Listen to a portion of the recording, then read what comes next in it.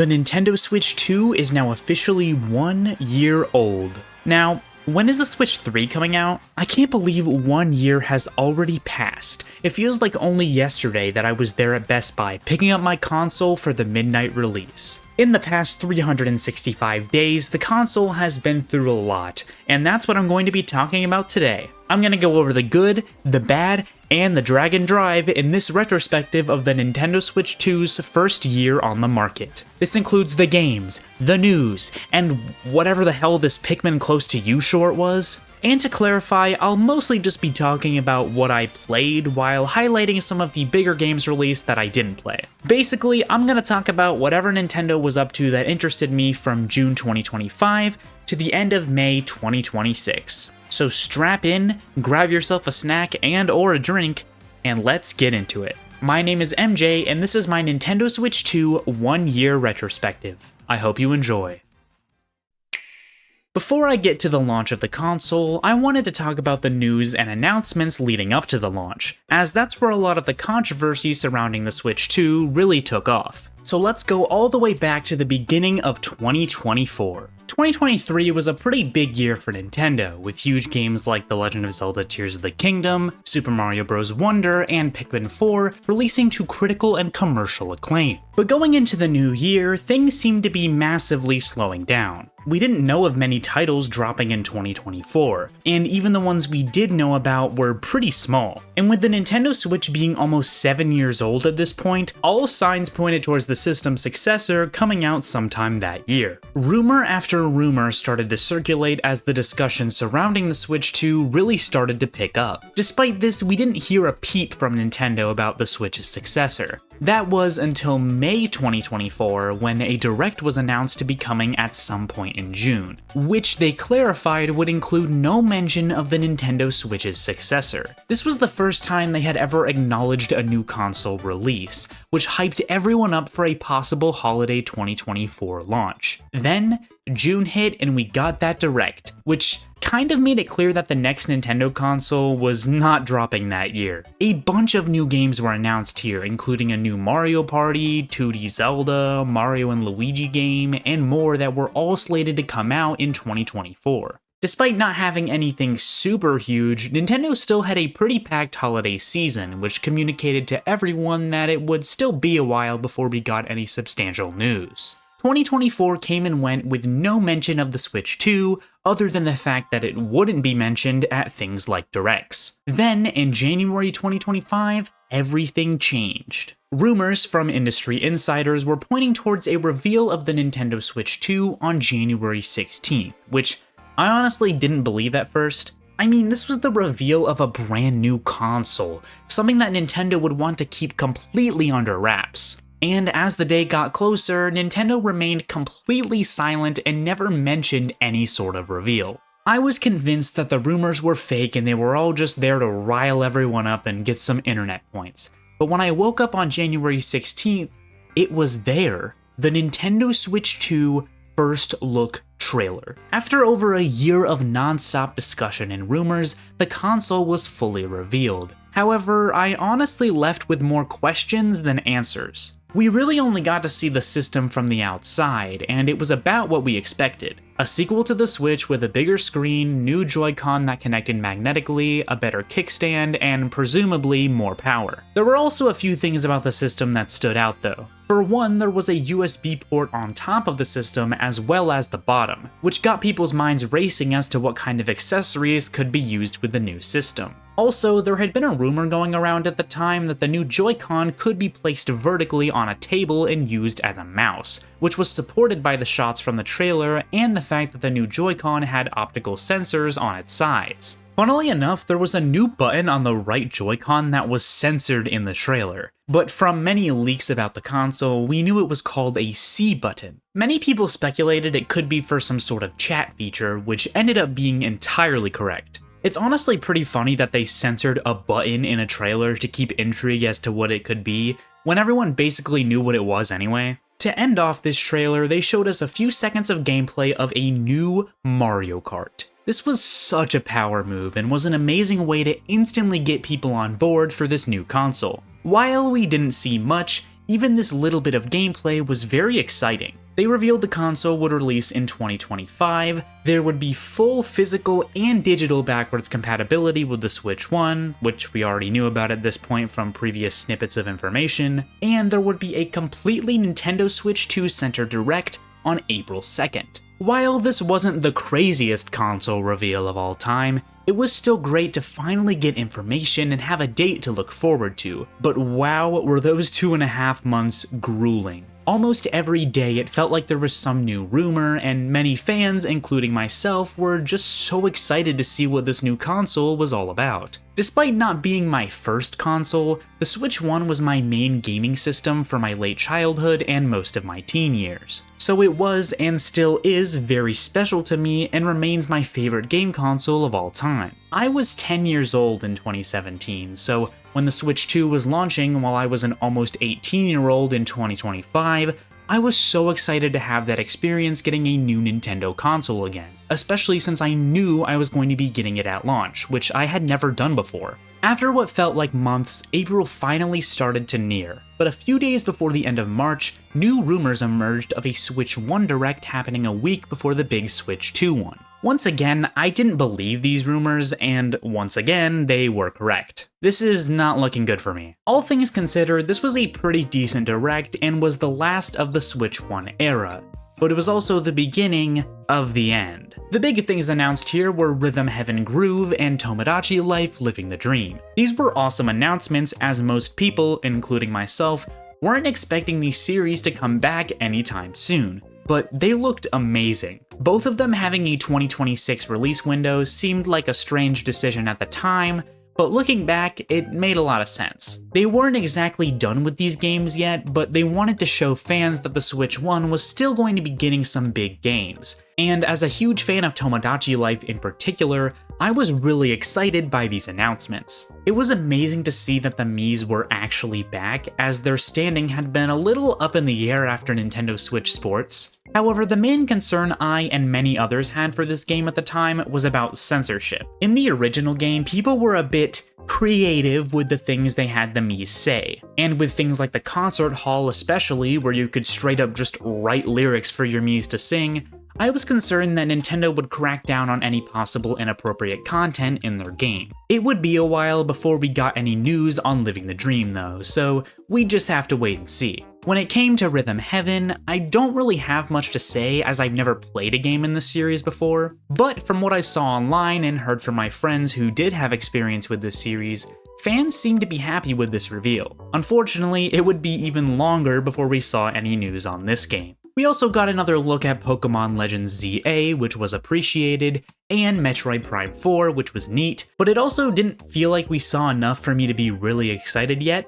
and I'm still waiting to this day. There were some cool third-party announcements too, but the main other things announced here were virtual game cards and the Nintendo Today app. A lot of people seemed to like the idea of the virtual game cards when they were announced, but I always saw it as a net negative. In short, it essentially made it harder to share your digital games with other people while simultaneously framing it as a new game sharing feature. While not a huge deal for most people, virtual game cards to me were the first signs of Nintendo's new scummy practices going into the Nintendo Switch 2 generation. Which is why I say that this Direct was sort of the beginning of the end. Nintendo Today wasn't bad, but it really felt kinda pointless and still does over a year later. Essentially, it's a way for Nintendo to communicate news through its own app, which sounds like it would be nice in concept, but in execution, it's basically worthless. I have the Nintendo Today app, but every time Nintendo announces something via the app,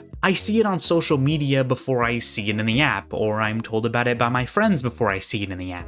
I think Nintendo Today would work much better as a Miiverse-like Nintendo social media app that is also where they make announcements about new trailers or direct dates. But as it stands right now, Nintendo Today is kinda pointless, and if anything, it makes it harder for most people who aren't Nintendo mega fans to find new information and announcements. Overall though, I thought the Direct was pretty decent, and considering it was the last Switch 1 Direct that was also happening a mere week before the big Switch 2 one, I thought it was pretty good. And then, the day came, April 2nd, 2025. The big Nintendo Switch 2 Direct finally aired, and I could not have been more excited. The Direct opened with a big trailer for the new Mario Kart game shown off in the Switch 2 reveal trailer, which was named Mario Kart World. And oh boy did this game look awesome. We saw a bunch of cool looking tracks, several new wacky racers, awesome character costumes, and new tricks like wall riding and rail grinding. An overview of the game also showed us that this was going to be an open world Mario Kart where you could explore the map of connected courses and race between courses as part of the Grand Prix mode. Knockout Tour also looked like a really fun mode, and being able to play free roam with friends sounded like a lot of fun. The game was also announced to be released as a launch title for the Switch 2, which was awesome. All in all, this was shaping up to be an incredible game to truly show off what the Nintendo Switch 2 could do, and a Direct focus solely on Mario Kart World would be streamed on April 17th. But you know what they say, if it sounds too good to be true, it probably is, and that was definitely the case with Mario Kart World, which we'll talk more about later. After this, they started to go into some of the features of the Switch 2, with the big one they initially showed off being Game Chat. This is pretty much exactly what you'd expect from a feature like this, where you can join a call with your friends to talk while playing games and share your screen. This had a pretty middling reception online, which I think is because it was kinda too little too late. If this were a feature that launched with the Switch 1 in 2017, I think it would have been a much bigger deal. But in 2025, no one really cared anymore. At this point, pretty much everyone I know who plays online games just uses Discord, so the only audience I could see getting some use out of this is families who like to play games far apart, or kids who hopefully won't have access to Discord. I messed around with Game Chat a little bit when the system first came out to see how it worked, and it was kinda cool, but since then I've barely touched the feature as it's much more convenient to just use Discord to talk to my friends. The most I've used Game Chat since the first few weeks after launch is to occasionally jump scare my friends with a random Game Chat invite when I see they're online.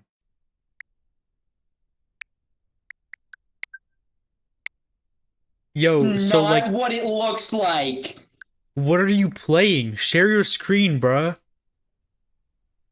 What is that? Another point of contention was just how rough the screen sharing looked. Even in the trailer, the resolution and frame rate drops were pretty bad, which wasn't setting a good first impression for this feature overall. And yeah, actually using the feature, it is pretty bad. It's clearly done to conserve resources so that it doesn't lead to performance issues in the game you're playing, but it still makes me question why they implemented a screen sharing feature at all if it was gonna look this bad. This is also where the Nintendo Switch 2 camera was revealed, which is certainly a new accessory. It's a pretty crappy webcam that Nintendo sold separately for $50. At first, I was upset that this wasn't included, but the more I've thought about it, the more I'm honestly glad they didn't, because it would have just made the system pricier. Thankfully, you can use other wired webcams if you want to use the camera features, which is pretty nice and is what I did since I had a USB webcam lying around. The same goes for the microphone too, but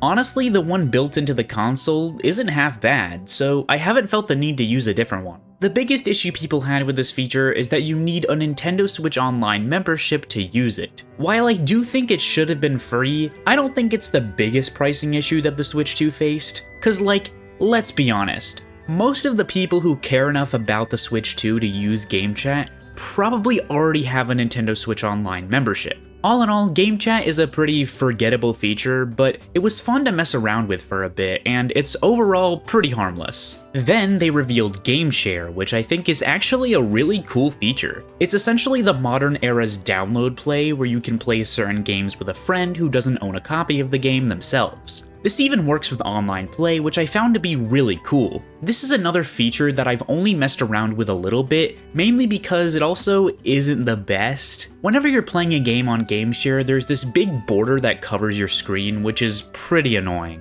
Plus, from my experience using it, the connection can be pretty spotty at times. The feature has been implemented into a ton of Switch 1 and Switch 2 games though, which is pretty awesome. I'm glad it exists, I just hope they improve it in the future. Next, they went over a ton of small improvements regarding the system itself. This is pretty much everything you'd expect, with a bigger screen, better resolution, better refresh rate, bigger and more comfortable Joy-Con, better audio, a new kickstand, 2 USB ports, and more storage. The biggest features were 4K resolution support in docked mode, which is awesome, and being able to use the Joy-Con as a mouse. This is a pretty cool feature, but unfortunately it hasn't been used in a ton of games yet, and I'm not sure if it will, to be honest. I'll get more into this when I talk about the games it's actually used in, though. Then they showed off the first unrevealed game of the presentation. I'm so excited. I wonder what it could be. This is Nintendo Switch 2. Welcome. Oh! This is like packing.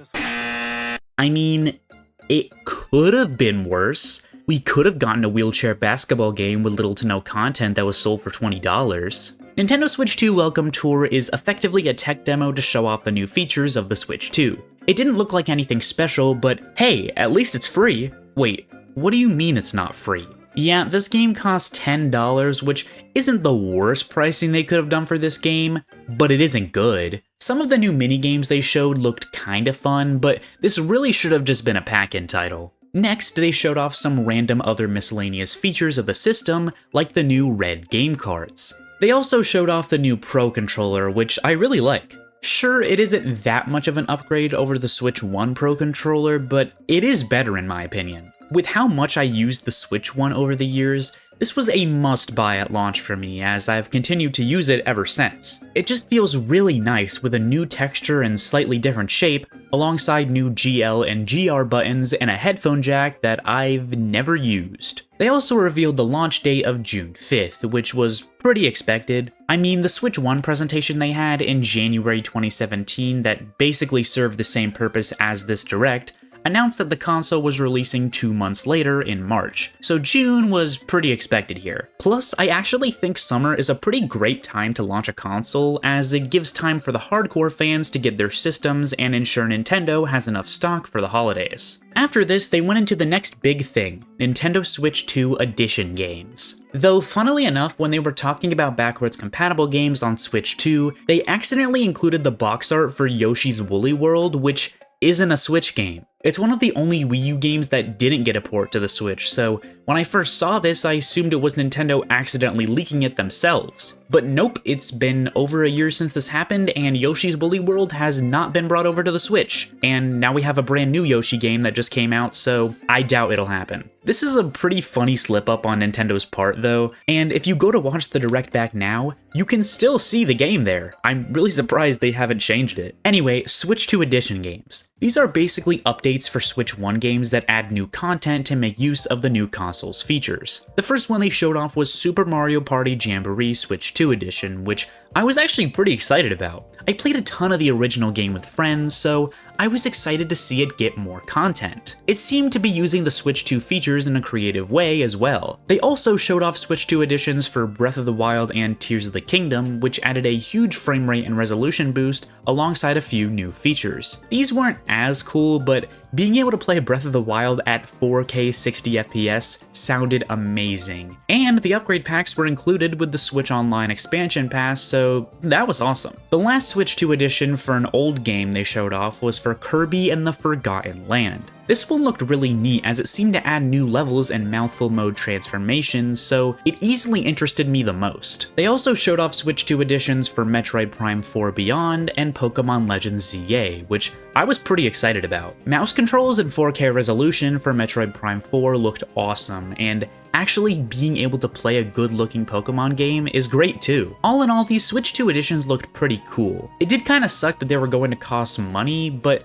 they weren't just performance enhancements, as they were actually adding new content as well. If anything, it's more like DLC for these games, which I think is a neat way to do this. And hey, at least it isn't a wheelchair basketball game with little to no content that was sold for $20. God damn it. Dragon Drive was the next game shown off, and despite how much I despise this game now, I actually thought it looked pretty interesting at the time. A wheelchair basketball game is a very unique concept, and it seemed to be a creative use of the mouse controls. It seemed a little simple, but I was excited to see more of what this game had to offer later down the line. Yeah, this was basically the entire game. Then we got into a ton of third-party announcements, which were really nice to see. Elden Ring, Hades 2, Street Fighter 6, Split Fiction, Madden, which hasn't been on a Nintendo console in years, ew, Tony Hawk, Hitman, Project 007, and Yakuza 0 were all shown off. While not all of these games are my cup of tea, the amount of support the console was already getting from third parties was great. I mean, Elden Ring alone is huge to see coming to the Switch 2.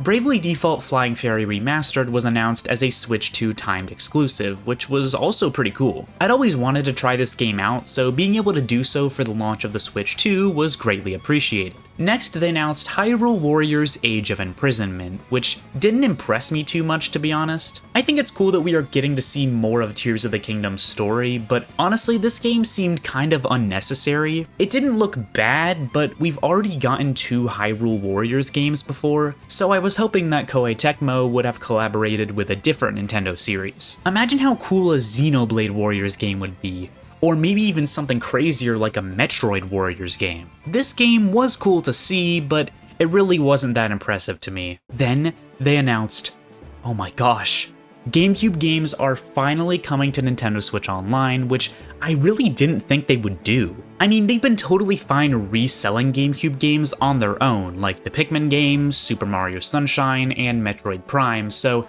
I didn't think they were gonna add this system to the service. But here they are. Unfortunately, the service only launched with 3 games, being Wind Waker, Soul Calibur 2, and F-Zero GX. They did confirm a few more games coming later down the line, but a year after the service is launched, they haven't even added all the games they confirmed in this direct. The service still has less than a dozen games right now, which is really unfortunate. Also, there is no reason for this to be a Switch 2 exclusive. These games are all 20 plus years old and could easily run on the Switch 1. I'm glad we got GameCube games on the system at all, and at the end of the day, these are all great games, but I'm really tired of Nintendo drip feeding us their legacy games. Being there at the launch of the Switch 2 is pretty cool though. We then got into some more third-party stuff, starting with Deltarune. Chapters 3 and 4 finally got some news, and they're releasing as a Switch 2 launch title, which was awesome. This was amazing to see, and while I hadn't played Deltarune when I first watched this direct, I was super excited for the fans. I even ended up playing the first 2 chapters before the new ones, and I fell in love with the game.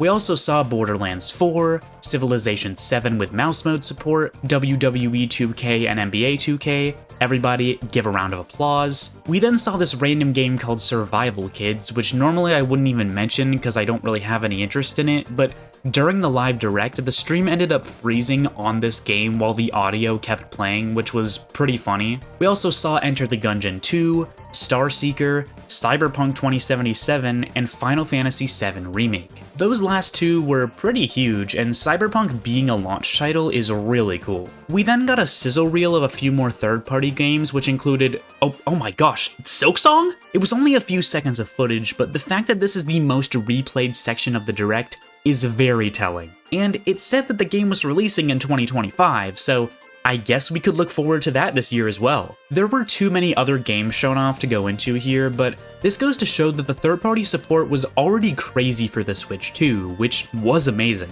Then, they announced a brand new exclusive From Software game for the Switch 2, The Duskbloods, which is insane. It's actually surreal to me that Nintendo got its hands on an exclusive Souls-like game for the console, but they did. It was also giving Bloodborne vibes, which is really cool. Unfortunately, it was later revealed to be a multiplayer-only title, which was disappointing for some, but I'm still very excited to give it a try when it comes out. However, after the Elden Ring port was delayed to 2026 and we still don't have news on when that's coming out, I'm not holding my breath for the Duskbloods to release in 2026 either. The last 2 announcements were big first-party games releasing in 2025, starting with, oh my gosh, is that a Kirby Air Ride sequel? That's a Kirby Air Ride sequel, and it's being developed by Sakurai? This was really exciting, as we've known Sakurai has been working on a new game that isn't Smash Bros. For a while. It was great to finally see it shown off, and it being a Kirby Air Ride sequel was really shocking.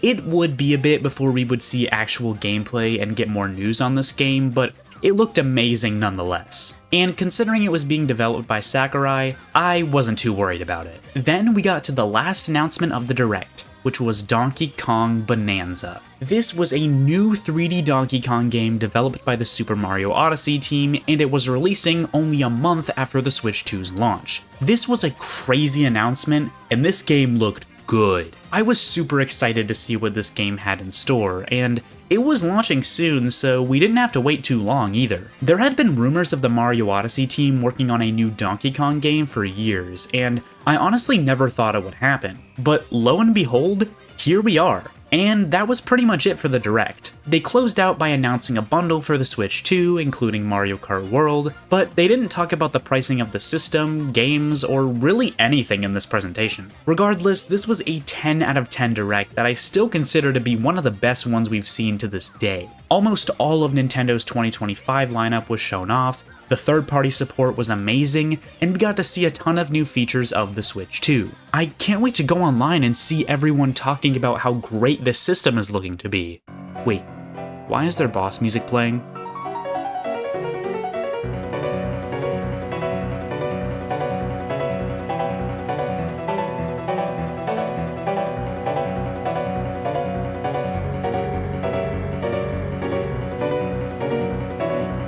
Nintendo is an awful company. They have truly become the purest form of cancer in this entire industry, and here's why. Games will be $80 digital or $90 physical. The Switch 2 sucks, Nintendo sucks, and if for some godforsaken reason you pre-ordered it, you suck too. Following this Direct, controversy surrounding the Switch 2 exploded online. $80 Mario Kart, game keycards, a $10 tech demo, an anti-consumer EULA, and $450 for the console itself. To say that people were upset would be an understatement, but let's take a look at these topics one at a time. First, let's talk about Mario Kart World. This game was slated to cost $80, which is absolutely ridiculous. Not only is this just way too expensive, especially for the game that we would end up actually getting, but this was setting a scary precedent for the gaming industry as a whole. Microsoft in particular would end up pricing a few of their upcoming games at $80 following Nintendo, but they ended up backing out on that after fans were rightfully quick to call them out on it. Thankfully, Mario Kart World seemed to be the only game they were pricing this high, with it also being included in a Switch 2 bundle for $500, which meant you were getting this game for only $50. Still though, this is absolutely ridiculous. Nintendo knew they could get away with charging this much for Mario Kart because of how popular the game would be, which is just really scummy. More than anything else, this was Nintendo showing their greed, as they know that everyone is going to want to play the new Mario Kart, so why not squeeze as much money as they can out of those consumers? I genuinely don't think Nintendo would have found themselves in such hot water when it came to the Switch 2 if they didn't make this game $80. There were other controversies, sure,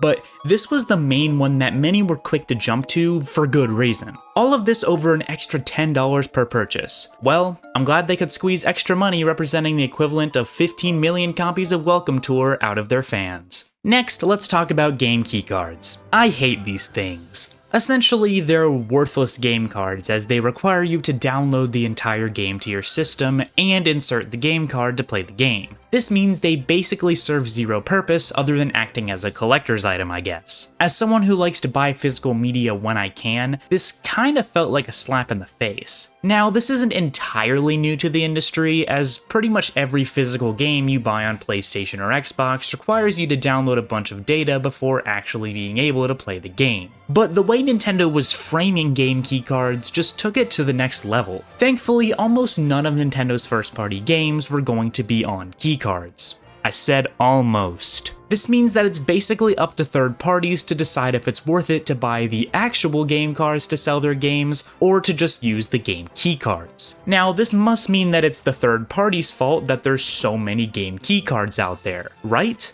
Wrong. Nintendo, the geniuses they are over there, decided to only offer 64GB game cards or game keycards. Those are the only options. This means that a lot of companies are just going to go for the keycards since it's way too expensive to justify buying a 64GB game card for a smaller game. Take Pac-Man World 2 Repack for instance. This is a relatively small game that is only 6GB. So obviously, Bandai Namco isn't going to want to spend all that money on 64GB game cards for a game that is only 10% of that size. Now, other games like Street Fighter 6 don't have that excuse. This is a roughly 50GB game that should not be on a game keycard, but Capcom cheaped out and just went with the game keycard. As a result, third-party games haven't been selling super well on Switch 2, which leads to this loop of companies continuing to just go for the game keycards despite backlash from consumers. And even though recently Nintendo has been reportedly offering some smaller options for game cards, I think the damage has already been done. Even if Nintendo decides to offer smaller options on a wider scale, most companies will still go with the game keycards because their games haven't been performing well physically on the Switch 2. This is just really unfortunate and has made me buy fewer and fewer third-party games on the console. I would just say for some games that release on both Switch 1 and Switch 2 that you could just buy the physical Switch 1 version that's on a normal game card and then buy the upgrade pack separately. But many games just aren't offering that. I bought Raito Remastered physically for the Switch 1, expecting to be able to upgrade to the Switch 2 version for a couple of bucks, but nope! They are completely separate versions, and to get access to the Switch 2 version, I'd have to buy the whole game again, which is ludicrous. Game keycards are stupid, and I try to avoid them when I can, which is just really unfortunate, especially as a physical collector. The price of the console itself, I've found, is pretty fair actually. Like, sure, it's not as cheap as the Switch 1, but with how crazy expensive consoles and gaming as a whole have gotten in the last few years, I wasn't expecting it to be any less than $400 to $500. It's a lot more powerful than the Switch 1, so I think $450 is a fair asking price for what you're getting here, which makes it still cheaper than the competition as well. The last controversy I want to talk about here is the EULA. A lot of people got upset over the fact that Nintendo could brick your console if you tried to hack or mod it, which I completely agree with. If you buy a console, you should be able to do whatever you want with it. However, people seem to only call Nintendo out for this when PlayStation and Xbox have been doing the same thing for years. Nintendo even did this in the past with the 3DS, while with the Switch 1, they just decided to ban you from playing games online if they caught you modding, which I don't agree with either, but it made more sense. Additionally, the majority of the people who are going to buy a Switch 2 won't even consider modding it, so the backlash Nintendo got for this point in particular was a little overblown. Like, yeah, we don't own anything anymore. Steam has always had a policy that you technically don't own any of the games you buy there, but it's just a license for the games. This is not new to the industry at all, so why is Nintendo getting all of the backlash for it when every other company does and has been doing the exact same thing? This kind of leads me to the final thing I want to bring up for this section, which is misinformation and grifting. Obviously, I have a lot of problems with modern Nintendo and the Switch 2. Even if I think things like the EULA and the console pricing aren't that big of a deal, it is still scummy, and at the end of the day, Nintendo is not our friend. They are simply a corporation trying to make money. However, the amount of hate that Nintendo fans have received for simply wanting to enjoy a new console is kinda ridiculous. This wave of controversy led to a new subgenre of Nintendo grifters on social media, spreading misinformation and hating on everything regarding Nintendo that they possibly can to get clicks and make money. So many people out there genuinely believe that all Switch 2 games are $80 and that they're all game keycards because that's just what they've been told, even if it isn't true at all. The perfect example of this is when I recently ran into someone in public while out with friends, and for whatever reason, we started talking about Nintendo. Specifically Kirby. Now, my friends aren't as into Nintendo as I am, and none of them have a Switch 2, but one of them asked this person if they had played the new Kirby Air Riders game. They responded that they hadn't because they didn't want to buy a Switch 2 and support Nintendo's scummy practices, which is completely understandable. It would be hypocritical for me to get mad at people boycotting the Switch 2 because they have as much of a right not to buy it as I have the right to buy it. But then they went on to say that part of the reason why they weren't buying a Switch 2 was that every game was on a keycard, and you don't actually own any of the games physically. My friends were predictably shocked to hear this, so this person responded by saying, "Yeah, you should look it up and do your research," which I found to be painfully ironic. Now, I do think Nintendo is also at fault for a lot of the misinformation being spread because of how untransparent they were being about things like pricing and game keycards. neither of those things were talked about at all in the Direct, and with pricing varying between regions and it not being entirely clear at first how much certain games were or what games are going to be on keycards, I don't blame people for being misinformed. Nintendo really dropped the ball when it came to communicating all this stuff, so they kinda did this to themselves. And for now, that's pretty much all I'll say on the controversy. I've pretty much made my peace. We did get a Nintendo Direct focused specifically on Mario Kart World on April 17th, but it didn't really impress me. It showed off some cool new things like the battle mode, collectibles and free roam, and how the costumes worked, but to be honest, the Direct didn't feel entirely needed. A lot of people, including myself, thought Nintendo was keeping something from us after the Switch 2 Direct to reveal in the Mario Kart World Direct, specifically when it came to the open world. And while they did reveal the collectibles, it isn't exactly what fans were hoping for, and for $80, it didn't feel like they justified the reasoning for that price. As the launch date for the Switch 2 finally started to approach, there were a few new controversies that reared their ugly heads. For one, because of the recent tariffs in the US, Nintendo decided to both increase the price of Switch 2 accessories and delay the pre-order date for the Switch 2. Now, this isn't entirely their fault because the current economic state of the world has affected all gaming companies, forcing many to raise prices. But considering Nintendo's products were already seen as wildly overpriced, this kind of felt like a slap to the face. I'm glad the console and game prices weren't affected, but if anything, this kind of showed that Nintendo really didn't need to raise the prices at all. Eventually, pre-orders did open back up, and I was able to get a console to pick up on launch day at Best Buy despite how chaotic and stressful the pre-order process was. I also picked up a few games and the Pro Controller. Even though Nintendo's reputation was basically in the ground at this point, I was still excited to try out the Switch 2 for myself, and after months of waiting, I was finally able to get my hands on the system on June 5th, 2025. The big Switch 2 launch title was, of course, Mario Kart World.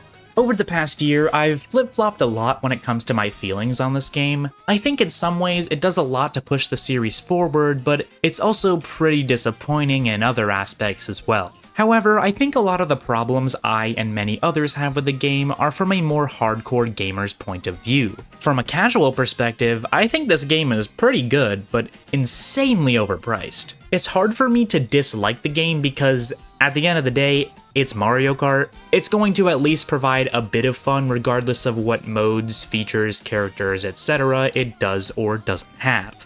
But I'm gonna complain about it anyway. Probably the biggest problem with this game is the intermission tracks. These are basically just a straight line where you drive from one track to the next. These tracks aren't that bad, but the issue with them is that they just take over pretty much every mode. In the Grand Prix, the majority of each race is just spent driving from one track to the next, with you only racing one lap around the actual track. I honestly wouldn't mind having to drive between tracks, but the fact that you barely get any time to race on the actual track themselves is pretty annoying. Then you have Knockout Tour, which is where you do one continuous race from one side of the map to the other, with you having to stay above a certain placing to avoid being eliminated. This is actually a really fun mode, but the problem is that there aren't enough routes, with there only being 8. Fans have done the math to find that there are over 200,000 different possible routes that could exist based on how the map is laid out. Now, I'm not expecting Nintendo to add 200,000 routes to the game, as that would just be ridiculous, but having at least a good bit more than 8 of them would be appreciated. Or better yet, why not let players manually choose the routes themselves? I know this wouldn't really work for playing online, but still. Battle mode in this game is good enough, but there were really only 2 different modes at launch, Balloon Battle and Coin Runners. Compared to the 5 modes available in Mario Kart 8 Deluxe, this is a bit of a downgrade. I also wish they had a few more arenas since they didn't even technically design any new ones for battle mode. They just used sectioned off parts of the open world. I don't have a problem with this, and I think this is a creative way to do the battle arenas, but I just wish they had a few more of them to give it some more variety. And then we have online play, which is the biggest victim of the intermission track curse. When playing races online, you can play both intermission tracks and normal tracks, which is fine. However, since there are considerably more intermission tracks than normal 3-lap tracks, they dominated online matches because they make up the majority of the track pool. However, fans realized that if you chose random instead of one of the presented courses, it was guaranteed to be a 3-lap track. So this led to pretty much everyone just picking random. Nintendo did not like this, however. So instead of fixing the issue and making it so 3-lap tracks appear more frequently,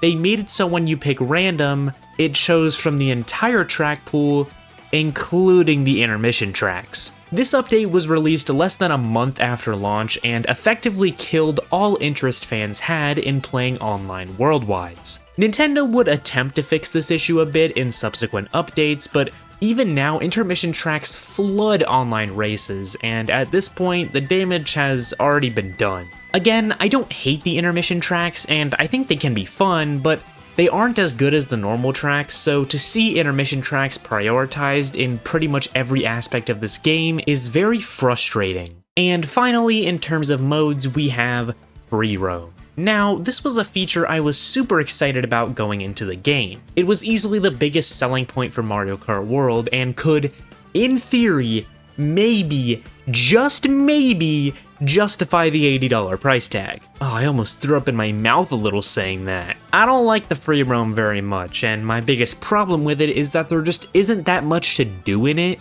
There are things to find on the map in the form of the question mark panels, peach medallions, and P-switches, but you don't really get anything for doing them. The only thing you get is stickers, which are basically nothing. I will say the P-switch missions are actually very fun and were one of my favorite parts about the entire game. However, once you've done a few of them, you've basically done them all. Sure, there are some really cool ones, and several of them are insanely difficult and fun, but there's just nothing to motivate you to do them all. And at launch, there was no way to track which collectibles you had found, which just made it even less enticing for me to try to find them all. The free roam mode is just such a waste of potential in my opinion. They could have made some sort of story mode or had some sort of quest system with NPCs you can talk to or bosses you can fight, but instead they chose to make an empty world with barely anything to do that is riddled with lifeless NPCs and a copious amount of useless collectibles. I know I've made this comparison before in previous videos, but it feels like if you took Breath of the Wild and removed everything of interest other than the Koroks, and finding them was the only thing you could do in the game. Okay, but let's talk about the things this game does right. For one, it looks gorgeous. This truly does show the enhanced capabilities of the Switch 2, and I really like the new cartoony art style and how much the colors pop in this game. The soundtrack is also incredible. Like, they seriously did not have to cook this hard or include this many songs. Genuinely, the soundtrack might be the best part of this game, and you can do with that information what you will. I also really like the addition of the costumes. This was something from Mario Kart Tour that a ton of people wanted to be added to the main series, so I'm glad that they did it. I only wish there were more of them for certain characters and that there was a more interesting way to unlock them, like, I don't know, finding collectibles in the free roam mode. Speaking of unlockables, I actually kind of like that they removed vehicle customization and returned to having you just choose a cart. It makes just hopping into a race so much easier and encourages me to try out different karts. I also really like the character roster here. There are a ton of new random enemies included as racers, which is really cool. However, I do find it odd that previous racers like Diddy Kong, PD Piranha, the Mii's, and more were cut. They weren't exactly series staples, but I would consider them to be more of a priority to add than, I don't know, swoop. And obviously when it comes to the actual gameplay, it's Mario Kart, so it's gonna be really fun. The tracks here are really good from both a gameplay and visual side of things. They've also revamped the trick system, giving it a surprising amount of depth. You can actually get good at this game and learn some crazy tech, but it isn't exactly necessary to learn, so casual players can still have a blast with the game. They've also doubled the racer count from 12 to 24, which is pretty cool and is probably why they added so many new characters in this game. This can make the game a lot more hectic and unfair at times, but like, you're playing Mario Kart, that's kind of the point, and it definitely comes with the territory. Overall, I did enjoy most of my time with Mario Kart World, and I would still recommend it to pretty much everyone, but not not for $80. It's a fun enough game, but I wouldn't even consider this game to be worth $70 in its current state, so $80 is just ludicrous. It doesn't surpass Mario Kart 8 Deluxe for me, but it is still worth playing, even if you have 8 Deluxe. However, I really don't think this should have been the launch title for the Switch 2. I think Donkey Kong Bonanza and Mario Kart World should have switched release dates, as I think Donkey Kong Bonanza would have scratched that hardcore first-party game itch that I think the Switch 2 was lacking at launch. It's not like there wasn't anything to play first-party wise, which I'll get into shortly, but Mario Kart World's target audience isn't the same audience that would be picking up the console on day one, so I don't see why it had to be a launch title. I heard a lot of people, Nintendo fans and non-Nintendo fans alike, express that they were disappointed with the launch lineup because Mario Kart World wasn't exactly their cup of tea. And I can't help but agree. Plus, if you look at the Switch 1, that system launched with a big hardcore game, Breath of the Wild, and then had Mario Kart come out about a month later.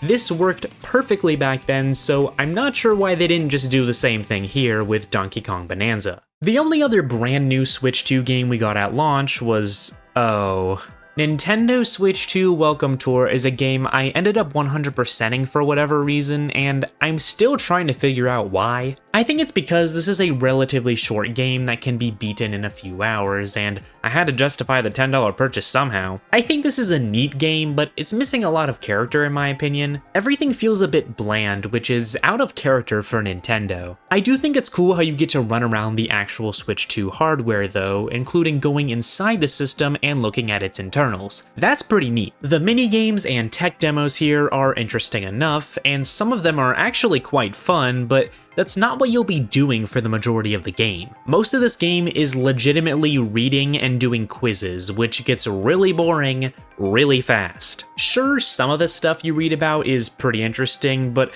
most of it is either stuff you probably already know if you paid any attention to the Switch 2 Direct, or it's just not that interesting. Despite all of this, I still kind of enjoyed the game for what it was. I think that's entirely a byproduct of it being the launch of the system, but I think at the time there was some value to be had with this one. Nowadays, yeah, I don't think there's any reason to play this game. It was interesting for a few hours around the launch of the system, but I can't recommend it to anyone now. It really should have just been a free pack-in title. That wasn't all the first-party content at launch though, as we had GameCube games. Unfortunately, the service only launched with 3 games, being Zelda Wind Waker, Soul Calibur 2, and F-Zero GX, but I think this was a good variety of games to choose from at launch. Obviously, I wish there were more, but I think these were some solid choices. I ended up enjoying my time with all of these games when I tried them out for the first time at launch, which, in the case of Soul Calibur 2, actually surprised me. I'm not a huge fighting game person outside of Smash Bros, but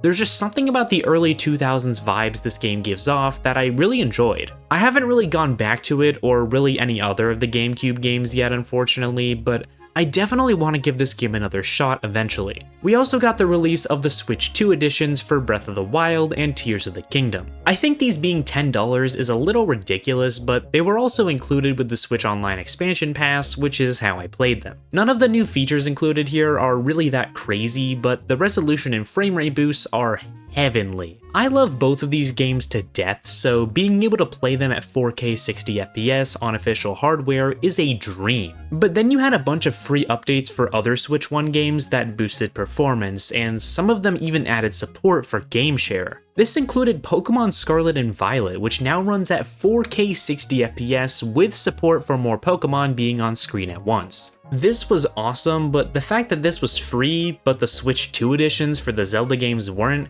kinda boggles my mind. Sure, those have some extra features, but were they really worth $10 per game? One of my biggest annoyances when it comes to the Switch 2 is how inconsistent Nintendo is with how they treat Switch 1 games on Switch 2, which I'll talk more about later. And that was pretty much it in terms of first-party stuff at launch. I don't think it was a bad lineup, as there was a lot to play, but a lot of what Nintendo had to offer was just old games, and the new stuff they had was kinda disappointing. I think Nintendo was missing a big hardcore game for their launch, which is why I think DK Bonanza should have been the launch title instead of Mario Kart. However, the third-party support at launch was incredible. The games I picked up at launch were Bravely Default Remastered, Puyo Puyo Tetris 2S, and Fast Fusion. However, I ended up playing Deltarune on Switch 2 and Rune Factory Guardians of Azuma later down the line. Bravely Default is a game I'm kind of mixed on because while I enjoy a lot of things about the game, it was also kind of a slog to get through at times. The combat here is really repetitive, and with this being very much in the style of classic JRPGs,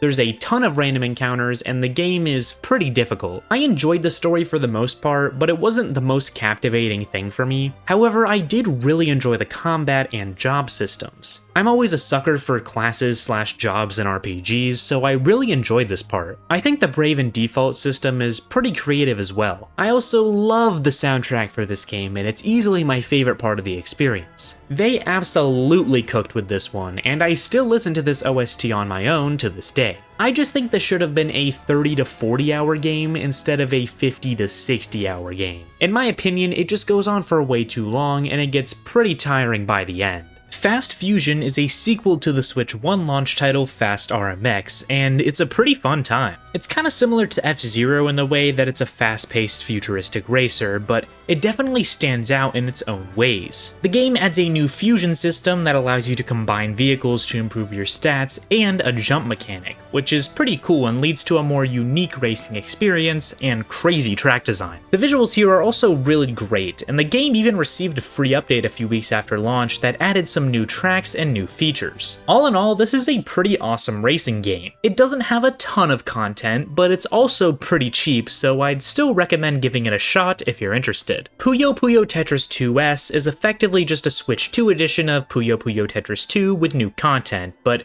as someone who never played the series, I figured this would be the best time to try it out, as this is the most content-filled entry. I quite enjoy this game, as it's an amazing Tetris and Puyo Puyo experience. You can play either game on its own, but there's also modes that combine the two, as well as online modes and even a single-player campaign. The story mode is pretty simple, but it's a neat addition to have for this kind of game. If you've already played any of the Puyo Puyo Tetris games, especially 2, this one probably isn't worth picking up, as it's kinda just more of the same, but if you're new like I am, I think this is a good place to jump in. This was a pretty common theme for launch games on Switch 2, with many companies releasing Switch 2 editions of previously released Switch 1 games to make use of the better hardware. Some of these were more recent games like Fantasy Life I or Civilization 7, but many others were games that had already been on Switch for a while, like Sonic and Shadow Generations, No Man's Sky, Hogwarts Legacy, and Fortnite. While I didn't end up playing any of these, I really liked that many third-party developers released Switch 2 editions of their games, most of which were relatively cheap or free. Deltarune was another big Switch 2 launch title that I actually didn't play on Switch 2 at first, but I later went back to play this version, and it's great. Deltarune is one of my favorite games of all time, dare I say my favorite game of all time that I absolutely adore. So it was great to be able to play it on the Switch 2 for one, but there was also new content added exclusively for the Switch 2 version that makes use of the mouse controls, which is really neat. It's not a lot of exclusive stuff, but I like to see things like this implemented in third-party games. Rune Factory Guardians of Azuma was a launch title that released on both Switch 1 and Switch 2. This was one of the few third-party games that didn't release on a game keycard, which was pretty nice too. I've never played a Rune Factory game, but I've always been interested in the series as someone who likes JRPGs. I haven't actually played that many farming sim games like this before either, and while I did start Guardians of Azuma relatively recently at the time of recording this video, I've really enjoyed my time with the game so far. It's a fun action RPG where you explore the outside world to gather resources and fight enemies as you build up your village and foster bonds with the characters. I really want to try out more games like this because I really enjoy how the cozy game aspects of farming and creating a village are mixed with RPG elements and combat. While I'm only a few hours into this one, I've really enjoyed my time with the game so far, and I definitely want to see it through to the end. And that's everything that I personally played at the Switch 2 launch, but there were still a couple of other big releases. The biggest of them was Cyberpunk 2077. This was the full game and its DLC on a normal Switch 2 cartridge, and from what I've heard, it runs and plays wonderfully on the console. This game has been sitting in my Steam backlog for a bit, but I do really want to give this game a shot eventually, as I've heard that since launch, it has been substantially improved. You also had Street Fighter 6, Yakuza 0, and Split Fiction Fiction, which were all pretty big releases that were awesome to have at launch. The main reason why I didn't pick these up was the fact that they were game keycards, so at that point I would rather just play them on PC. I actually have started playing Split Fiction with a friend who owns the game, but we haven't gotten around to beating it yet. From what I've played though, it's a really fun co-op puzzle platformer that has a ton of gameplay variety and awesome set pieces. And that was pretty much it for the Switch 2 launch. All in all, I thought it was a decent launch, with a lot to play from both first and third parties, but I just wish Nintendo had released a more hardcore experience for the launch. Oh wait, I totally forgot about Survival Kids. This changes everything. I really enjoyed my time with the console around this time though. While there were a lot of problems with the pricing and policies that Nintendo was implementing with the Switch 2, I still think it's a wonderful console that is worth looking into if you're a fan of Nintendo games. I personally find the Switch 2 and PC combo to be the perfect combinations of systems for me, as it allows me to play pretty much everything that releases while also having options for playing in handheld mode as well. In terms of other games releasing in June, there really wasn't much, with the only other notable release being Raito Remastered, which I picked up for the Switch 1, but I haven't gotten around to playing it yet. However, a few days after the Switch 2 launched, Nintendo released a trailer detailing a big update for Splatoon 3, as well as a brand new Splatoon spin-off game with Splatoon Raiders. We didn't see much of this game in the trailer, but the fact that we were getting a fully single-player focused Splatoon game sounded amazing. I love the newer single-player modes in Splatoon, especially Side Order and Octo expansions, so having a game focused fully on creating a fun single-player experience had me really excited. The update for Splatoon 3 wasn't anything super major, with the main draw being the addition of third kits for most weapons. This was really cool, but considering it took this long to come out, it kinda felt too little too late, to be honest. There were a bunch of other smaller additions as well, including a performance boost for Switch 2, but only in the lobby. This makes sense, as allowing Switch 2 users to have a higher frame rate and still play with Switch 1 players would be kinda unfair, but it's still disappointing. I did end up trying this update out, as it released only 2 days after it was announced, but I didn't find myself getting super sucked into the game again. I've played Splatoon 3 for well over 100 hours over the years, but to me, it's a pretty hard game to get back into because of just how high the skill ceiling is. If you're a bit rusty, it's going to be a struggle to win any games, which is pretty demotivating and got me to stop playing again pretty quickly after the update came out. I did still appreciate that this game got some new content though. This month, Dragon Drive also got its release date confirmed, with it being slated to release on August 14th. At the same time though, rumors of a Nintendo Direct in June or July started popping up. This kinda made sense, as there was still a ton of info we needed to hear about games releasing later in 2025, with almost none of them having release dates at this point. We did end up getting a Direct in June, but it wasn't exactly what fans had been hoping for. Instead, it was a Direct focused solely on Donkey Kong Bonanza, which I didn't think was really needed at first, but man, this really hyped me up for the game. They showed off a ton of new stuff here, with arguably the biggest thing being that a kid version of Pauline is in the game as a companion for DK, which I thought was really creative. They also showed a ton of DK's moveset and abilities, including the new Bonanza transformations, which looked ridiculously funny, but also fun to play with. They showed off a ton of the levels, as well as a bunch of other miscellaneous features that the game had to offer, which made the game look incredible, and with it coming out only about a month later, we didn't have that long to wait.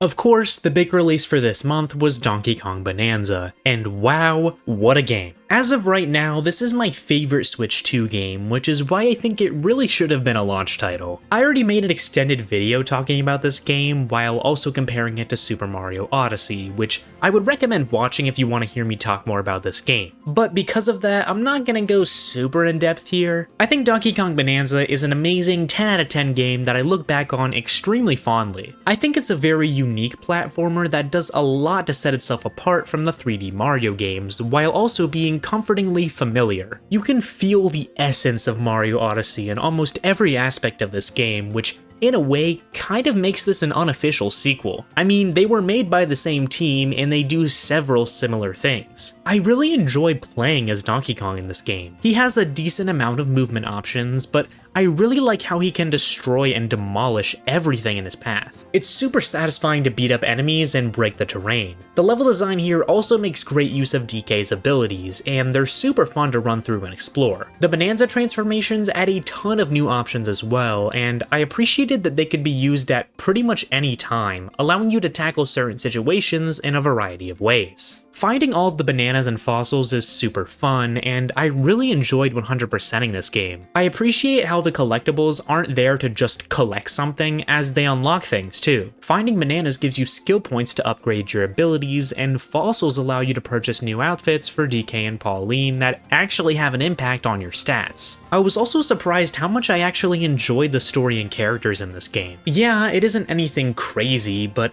I really like DK and Pauline's relationship. I think the Void Company is an interesting set of villains, and I loved the ending of this game and its implications on the larger Mario universe that I won't spoil here in case you haven't played the game yet. The visuals of this game look pretty nice, and I found myself really enjoying the art style of this game and the new Donkey Kong redesign. There can be frame rate drops at times, but it wasn't super noticeable, and it didn't ruin the experience or anything. The music in this game is also really good, with the Bonanza transformation themes and the credits theme being the big standouts. The entire soundtrack is great though. I also just love how this game is a giant love letter to the Donkey Kong series as a whole. DK hasn't exactly been a consistent Nintendo staple in terms of getting new games, with him being passed from company to company. So to see Nintendo do something big with him like this, and for them to craft it with such love, care, and respect for the series is amazing. I could easily talk about this game for much longer, in fact, I have. However, I think I'll just leave it here for now. Donkey Kong Bonanza is an incredible game, and to me is one of the biggest reasons to buy a Switch 2 right now.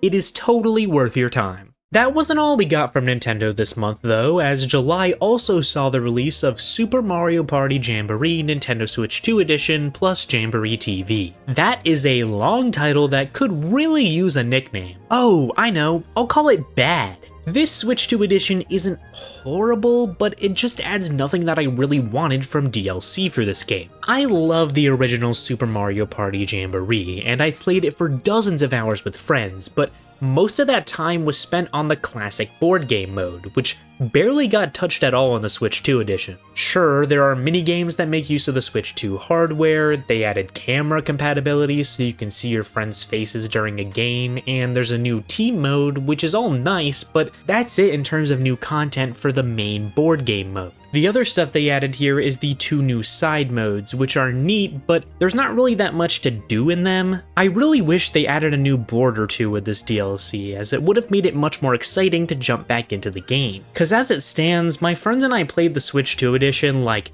once since it came out, and we haven't touched it again. I think this is the best Switch 2 edition in terms of using the new features of the hardware, but when it comes to actually adding things and making this upgrade worth $20, the game really falls flat. There were also some interesting updates to Nintendo Classics this month, with Super Mario Strikers being added to the GameCube app and Mario Paint being added to the SNES app, including mouse mode support, which is really cool. I haven't gotten the chance to give either of these a shot yet, but Mario Paint in particular, I was really glad to see make its way over to the Switch. In terms of third-party games, it was pretty light this month. We got Tony Hawk's Pro Skater 3+4, a Switch 2 edition of Shadow Labyrinth, which I really need to get around to playing someday, even though I've heard it's kinda mid, and a spin-off for AI the Somnium Files titled No Sleep for Kaname Date. Is that how you say it? I'm gonna assume that's how you say it. I wish I could tell you more about this game, but I haven't played the series, so I have no idea. Nintendo held a second online playtest this month that was similar to the one that they held in 2024. Unfortunately, I wasn't able to participate in it, and Nintendo was pretty serious about people online not talking about its content, so I really don't know much of what it's about. Hopefully we see what kind of game this project is shaping up to be in the near future, cause I'm very curious about it. We also got a Pokemon Presents on July 22nd that was half filled with mobile game and TCG slop announcements, but we also got the announcement and release of Pokemon Friends. This is a Pokemon puzzle game where you do little brain puzzles to collect yarn and make Pokemon plushies to decorate a room with. It's a cute little game, but it also should have been free and not $10. We also got some news about Pokemon Champions, which was looking pretty nice, and a new trailer for Pokemon Legends ZA that showed Mega Dragonite for the first time. This was the first new Mega Mega Evolution that was revealed for the game, which was pretty cool. Other than that though, this Pokemon Presents low-key could have been an email. Throughout the entirety of June and July, rumors of a Nintendo Direct happening over the summer continued to surface. Even towards the very end of July, supposed insiders were sure that there was going to be something by the end of the month, with signs pointing towards it being a partner showcase. And what do you know? A Nintendo Partner Showcase happened on July 31st. Really cutting it close there, huh? I thought this Direct was pretty decent for a Partner Showcase, but that's mainly because of one announcement that I really was excited to see, which was Monster Hunter Stories 3. I love the Monster Hunter series, and the Stories spin-off series is amazing too. So to see a brand new game announced and it looking this high quality was great. We also got some other cool announcements too, like a new Katamari game, Dragon Ball Sparking Zero is coming to Switch and Switch 2, a remake of the original Plants vs. Zombies that I heard was pretty bad, Pac-Man World 2 Repack, which was actually pretty cool, and Persona 3 Reload. I was really excited about that last one until I realized that it was a game keycard. Thanks Sega, now I have no desire to have this game on Switch 2 anymore since I already have it elsewhere. We then got a new trailer for Hyrule Warriors Age of Imprisonment, which I guess is technically a sort of third-party game. The trailer looked good, I guess, but we didn't even get a release date for it despite it supposedly releasing this winter, so I don't really understand why it was even here. Yakuza Kiwami 2 and a Switch 2 update for Kiwami 1 were revealed. Then,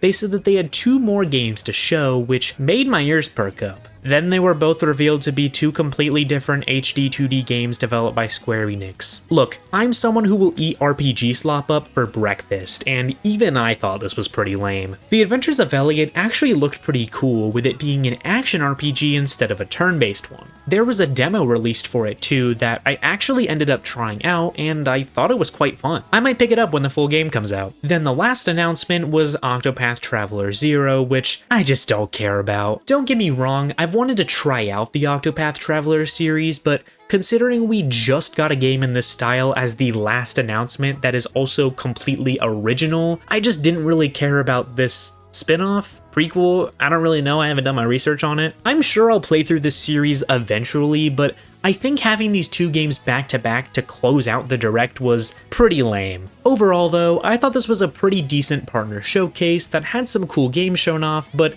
it really wasn't anything too crazy.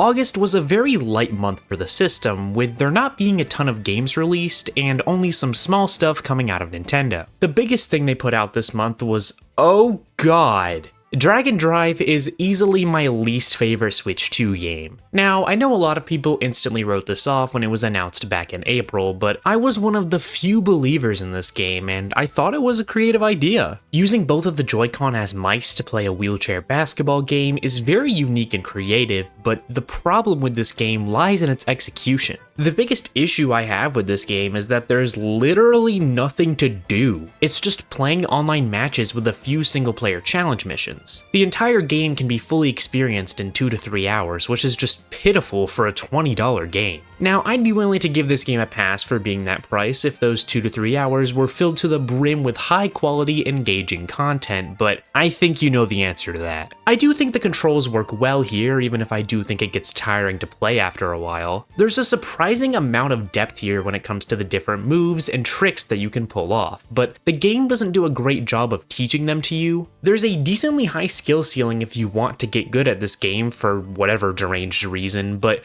there's nothing to do in the game to encourage you to get good at it, because all you're basically doing here is playing online matches over and over again on the same court with no variety. There are a ton of obstacles and mechanics used in the single player challenges that would be fun to mess around with on the actual court, but the singular court on offer in this game is just a flat wasteland. You can't even customize the color or the material or anything. There's absolutely no sauce in this game, with everything feeling super generic and uninteresting. This is completely out of character for Nintendo of all companies, which is just a shame. I had at least a shred of interest in this game all the way up until it released, but once I actually got my hands on it and realized it was a complete waste of time and money, I lost all interest in it. This game is just not worth your time, and unless it sounds like something that would really interest you, I don't think there's a point in even giving it a second look. The other release we had from Nintendo this month was the Switch 2 edition of Kirby and the Forgotten Land, which added the Star-Crossed World DLC. I haven't played that many Kirby games, but out of the ones that I have played, Forgotten Land is my favorite, so I was really happy to see it get some new content. I ended up replaying the whole game when the Switch 2 edition came out, which I think is generally the way to go with these Switch 2 editions. Cause yeah, the main draw is the new stuff, but these upgrades also improve on the old stuff, which creates a better overall package. I enjoyed the improved graphics and performance, but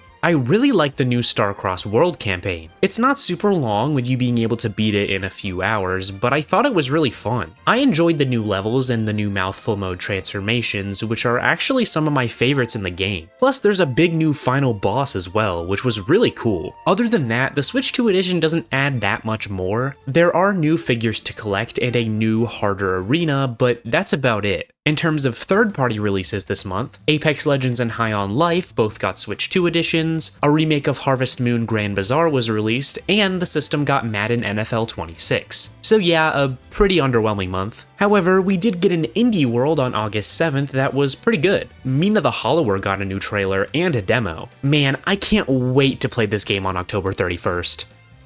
There was also Is This Seat Taken, Content Warning, Ball Pit, Ultimate Sheep Raccoon, and more that looked pretty interesting. It wasn't a crazy indie world, but I thought it was neat. We also got a few Pokemon announcements this month with the reveal of Mega Victory Bell, Mega Hawlucha, and a new multiplayer mode for Pokemon Legends ZA, which looked pretty cool. Chibi Robo was also added to Nintendo Classics, which was nice. I've always wanted to give this game a shot, but I just haven't gotten around to trying it out yet. There was also a big direct for Kirby Air Riders this month hosted by Mr. Sakurai, which detailed a ton of information about the game, which is too much to fully go into for this video. But he did show off a ton of gameplay and went into a ton of detail about the different mechanics, modes, riders, and vehicles. Sakurai is just such an amazing developer that you can tell cares deeply about his games, so just getting to hear him talk about his newest project for an extended period of time is really nice. The game also got a release date of November 20th, which was pretty cool. Team Cherry, the developers of Hollow Knight, also randomly dropped a trailer for Hollow Knight Silksong this month, which included revealing the release date of September 4th,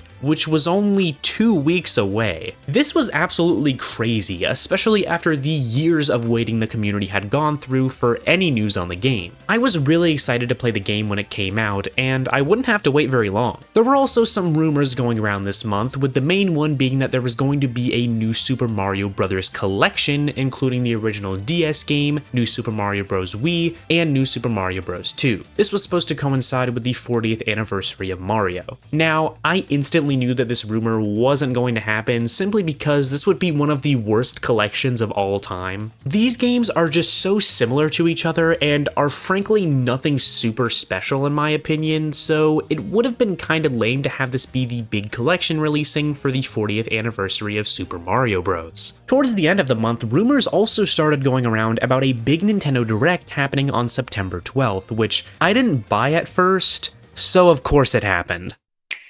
In terms of first-party releases, September was an even lighter month than August. However, there was a huge Nintendo Direct this month, and the third-party support the console received in September was kinda crazy. The month started with a bang, with Hollow Knight Silksong releasing on September 4th. I didn't end up playing this game on Switch 2, but I really want to replay the game on the console eventually. Regardless, I absolutely love this game to death. It takes everything great from the original Hollow Knight and expands upon it. More items and abilities, more areas, more bosses, a substantially harder difficulty, and more make this an amazing experience that improves upon a game that was already a 10 out of 10 masterpiece. There are so many different options for combat with the tools and crests, and the ginormous map makes the game insanely replayable. If you haven't played this game or the original Hollow Knight yet, you really have to. I would recommend starting with the first game unless you really want a challenge, but Silksong is still my favorite. But that wasn't all. Star Wars Outlaws, Chronos the New Dawn, Trails in the Sky First Chapter, Hades 2, Pac-Man World 2 Repack, and Final Fantasy Tactics The Evilist Chronicles all released on Switch 2 this month.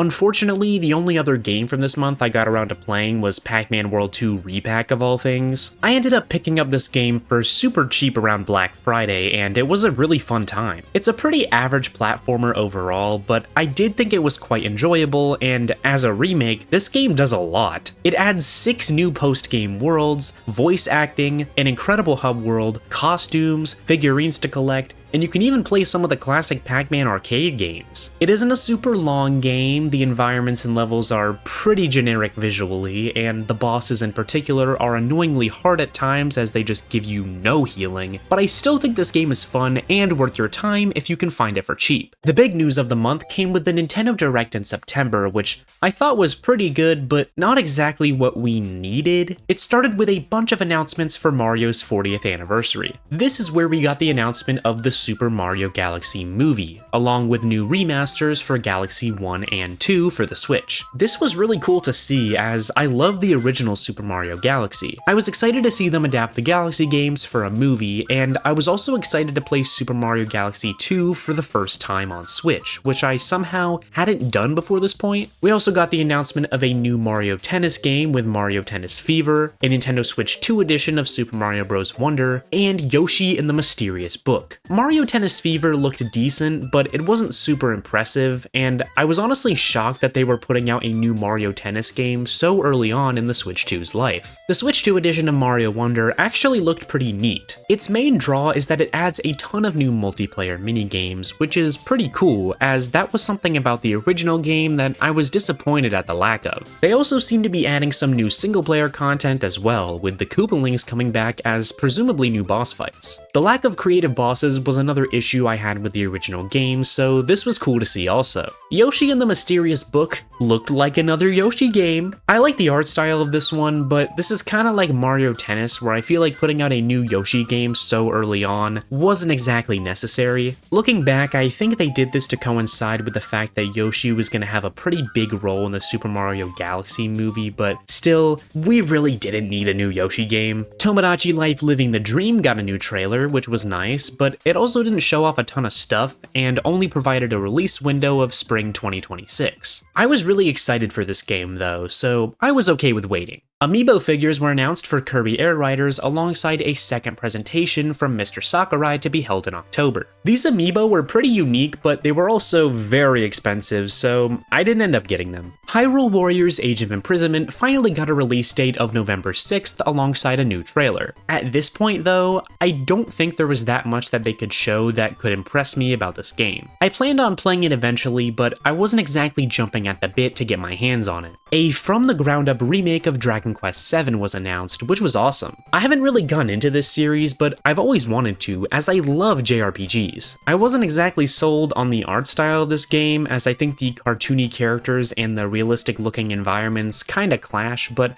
I still thought the game looked neat. Then, we got the news everyone was waiting for. And by everyone, I mean there was probably somebody wanting this, right? Virtual Boy games were going to be added to the Nintendo Classics service. This was an interesting choice. I appreciate Nintendo making these obscure games available, but the fact that you need a separate accessory to play the games, and it's also only available with the expansion pass for Nintendo Switch Online, is kinda crazy. I understand that the hardware kinda makes this system, but providing at least some way for players to experience these games without having to buy an overpriced accessory would have been nice. Metroid Prime 4 got a new trailer that showed off the open world area and the Viola bike, which worried a lot of fans. The game up to this point had looked pretty good, but having a large open area like this and riding a motorbike didn't exactly feel entirely like Metroid. I was still excited for the game though, so it didn't bother me too much. Donkey Kong Bonanza received a new paid DLC that was shadow dropped after the Direct. Costing $20, this DLC adds DK Island from Donkey Kong 64 as a new area, along with the new Emerald Rush mode. I do think this DLC is actually pretty cool, but I also don't think it should cost money. DK Island doesn't really have that much to do in it other than just run around, and in a way it's similar to the Mushroom Kingdom from Super Mario Odyssey, which was included with the game at launch. The Emerald Rush mode is the highlight of this DLC, with it having a surprising amount of depth and being pretty fun. Essentially, you run around breaking and collecting things to get enough points to meet the quota while being under a time limit. You can pick up upgrades to improve your stats and collect more points, and it's generally a pretty fun time. It's basically a roguelike mode for Donkey Kong, which is something I never would have expected, but it works surprisingly well. However, this being $20 on top of a game that was already $70 is kinda scummy. I mean, Super Mario Odyssey had a few updates that were all free, adding a bunch of new costumes and the Luigi's Balloon World mode. Sure, this mode isn't as expansive as Emerald Rush, but it was still free, and as it stands, this DLC doesn't add enough for it to be worth $20. It's a shame because I do think it's quite fun, but because it's paid, people don't want to give it the credit that I think it deserves. We then got a bunch of Pokemon announcements, starting with Pokemon Pokopia, which is a brand new Pokemon spin-off game specifically for the Switch 2 that seemed to be similar to Animal Crossing and Minecraft. We didn't see a lot of this game, but as someone who is a huge fan of Pokemon, Minecraft, and Animal Crossing, I was really excited to see what this game was all about. Pokemon Legends ZA got a new trailer showing off Mega Chestnut, Mega Delphox, and Mega Greninja. These all looked mostly cool. I'm not a huge fan of Mega Greninja personally, but the others look great. We also got the announcement of paid DLC for Pokemon Legends ZA called Mega Dimension, before the game was even released. We didn't really see any gameplay of it, but we did see the reveal of Mega Raichu X and Mega Raichu Y, which looked pretty cool, and we knew that Hoopa was going to be involved somehow. The fact that this was announced before the game even came out is kinda ridiculous, and the fact that it came out less than 2 months after launch as essentially a replacement for Legend ZA's non-existent post-game is even more ridiculous. We then saw, I was not expecting this at all, but Danganronpa 2 was announced to be getting a remake in 2026. Not only was this a remake, but it includes an entirely new story scenario that drastically changes the events of the game, essentially making this a Danganronpa 2 remake with double the content, which I was really interested in. After a few more third-party announcements, we got a big one with the announcement that Resident Evil Requiem would be coming to Switch 2, launching day and date with the other consoles. Additionally, Resident Evil 7 and 8 would also be getting new releases to run natively on the Switch 2 after being cloud versions for the Switch 1. This was all really cool, as this was one of the first huge third-party releases to launch on the Switch 2 alongside everything else. And then the final announcement was Fire Emblem Fortune's Weave, which looked really good. I haven't actually fully beaten a Fire Emblem game before, but I've always wanted to give the series a real chance, I just haven't had the time. However, with Fortune's Weave coming out in 2026, I want to play Three Houses at some point before the new game comes out, since I know they're connected in some way. While I personally was excited by this reveal because I'm an RPG fan, I know many others were disappointed, which is fair. I enjoyed a ton of the stuff in this direct, but I do think it was missing something big. Most of the games they revealed for 2026 were just frankly not that exciting other than Pokopia and Fire Emblem. And while I personally really enjoy those games, I know they aren't everyone's cup of tea. The direct felt like it needed one more big thing to really make it great, but I think that has to do with Nintendo's lackluster lineup for the first half of 2026 more than anything. In terms of other news, there was another free update for Mario Kart World released later in the month that allowed you to look at collectibles you found on the map. I can't believe this wasn't in the game at launch. They also added the ability to play Knockout Tour online with friends. I can't believe this wasn't in the game at launch. There were some other small quality of life updates as well, and Nintendo supposedly increased the frequency of 3-lap tracks in online worldwide races. Thanks Nintendo, you are doing the absolute bare minimum months after launch. And lastly, the president of Nintendo of America, Doug Bowser, retired this month, which is crazy because it feels like he just got the position, but it had been over 6 years. October was a pretty big month for me personally, as we saw the release of both Super Mario Galaxy 1 and 2 on October 2nd, as well as Pokemon Legends ZA on October 16th. First, let's talk about the Galaxy remasters. I only ended up buying Galaxy 2 because I already had the first game via Super Mario 3D All-Stars, but from what I could tell, these versions have seen more improvements. On the Switch 2, the game supports up to 4K resolution, plus some textures have been upgraded, some cutscenes have been re-rendered, and there are new storybook chapters, among other small improvements. This was my first time playing Super Mario Galaxy 2, and I really enjoyed it. I personally still prefer the non-linearity and cinematic feeling of Galaxy 1, but 2 is still an incredible platformer and was the last of the 3D Mario games I hadn't played at the time. The biggest problem with this release, as always when it comes to Nintendo, came down to the price. Each game individually is $40, with a bundle of the two of them being $70. That is absolutely ridiculous. Now, I think these games are amazing, and I was fine paying $40 for Galaxy 2 cause it's an incredible game, but these are games that are also over 15 years old at this point, especially when you consider that Super Mario 3D All-Stars, which included Super Mario 64, Super Mario Sunshine, and Super Mario Galaxy, was only $60, which I still consider to be a bit overpriced. I really think this bundle should have been cheaper, especially considering it's technically a Switch 1 release. Like, the physical bundle is a Switch 1 game for $70, which is rarely seen, and I just don't think it's worth that. The other big release we had this month was Pokemon Legends ZA. This was a very controversial release, as most Pokemon games are, but I actually quite enjoyed my time with this game. I think it does a lot of new things for the Pokemon franchise, and while I don't enjoy all of the changes to the formula, I still think it's a fun time. Yeah, I do wish we got to explore more of Kalos than just Lumio City, the combat system isn't the best in my opinion, and the lack of voice acting in 2025 is just silly. However, I really enjoyed the story, collecting Pokemon is really fun in this game, and I generally liked all of the new Mega Forms they introduced. I think Pokemon is in this spot where you either like it or you don't. A lot of the appeal of Pokemon to me is the world, the creatures, and the vibes I get from the franchise. I love shiny hunting, competitive battling, and completing my Pokédex, but I know that a lot of people just want a good RPG, especially when a lot of other monster collecting games have been releasing recently and giving fans what they've wanted from Pokemon. I do think there are many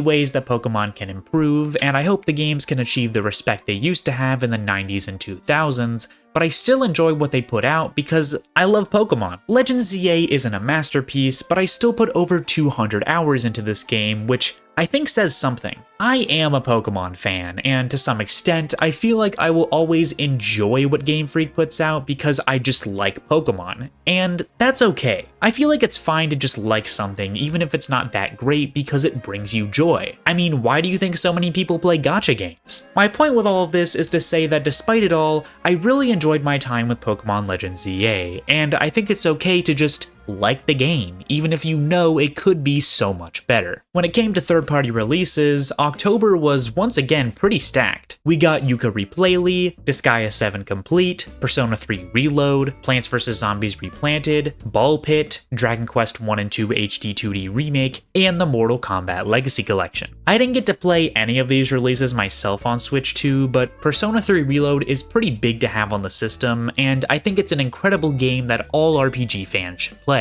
In other news, this random animation called Close to You was released on Nintendo Today in early October, and we had no idea what this meant. Many people, including myself, thought it was a Pikmin thing due to the similar music motifs present in this animation, as well as it seeming like the pacifier in the animation was being moved by invisible Pikmin. And then, the next day, they actually released a new version of the animation with the Pikmin added in. Apparently, this was just supposed to be a short film to show what Nintendo Pictures could do. I guess Nintendo wants to eventually focus on creating animated movies in-house rather than outsourcing the animation to other studios, like with Illumination's Mario movies. I think this makes a lot of sense, but how they went about releasing this short film raised a lot of questions. At this point, it's pretty clearly been established to not be connected to a new game, or even really be canon to the Pikmin series, as this animation has some crazy implications for Pikmin lore. Regardless though, I'm interested to see what Nintendo ends up doing with Nintendo Pictures. Luigi's Mansion was added to GameCube Nintendo Classics this month, which was fitting for it being close to Halloween. And now, this means the entire series is on Switch 2 in some form, which is pretty cool. A few games were also announced to be getting Nintendo Switch 2 upgrades this month, including Animal Crossing New Horizons and Pikmin 4?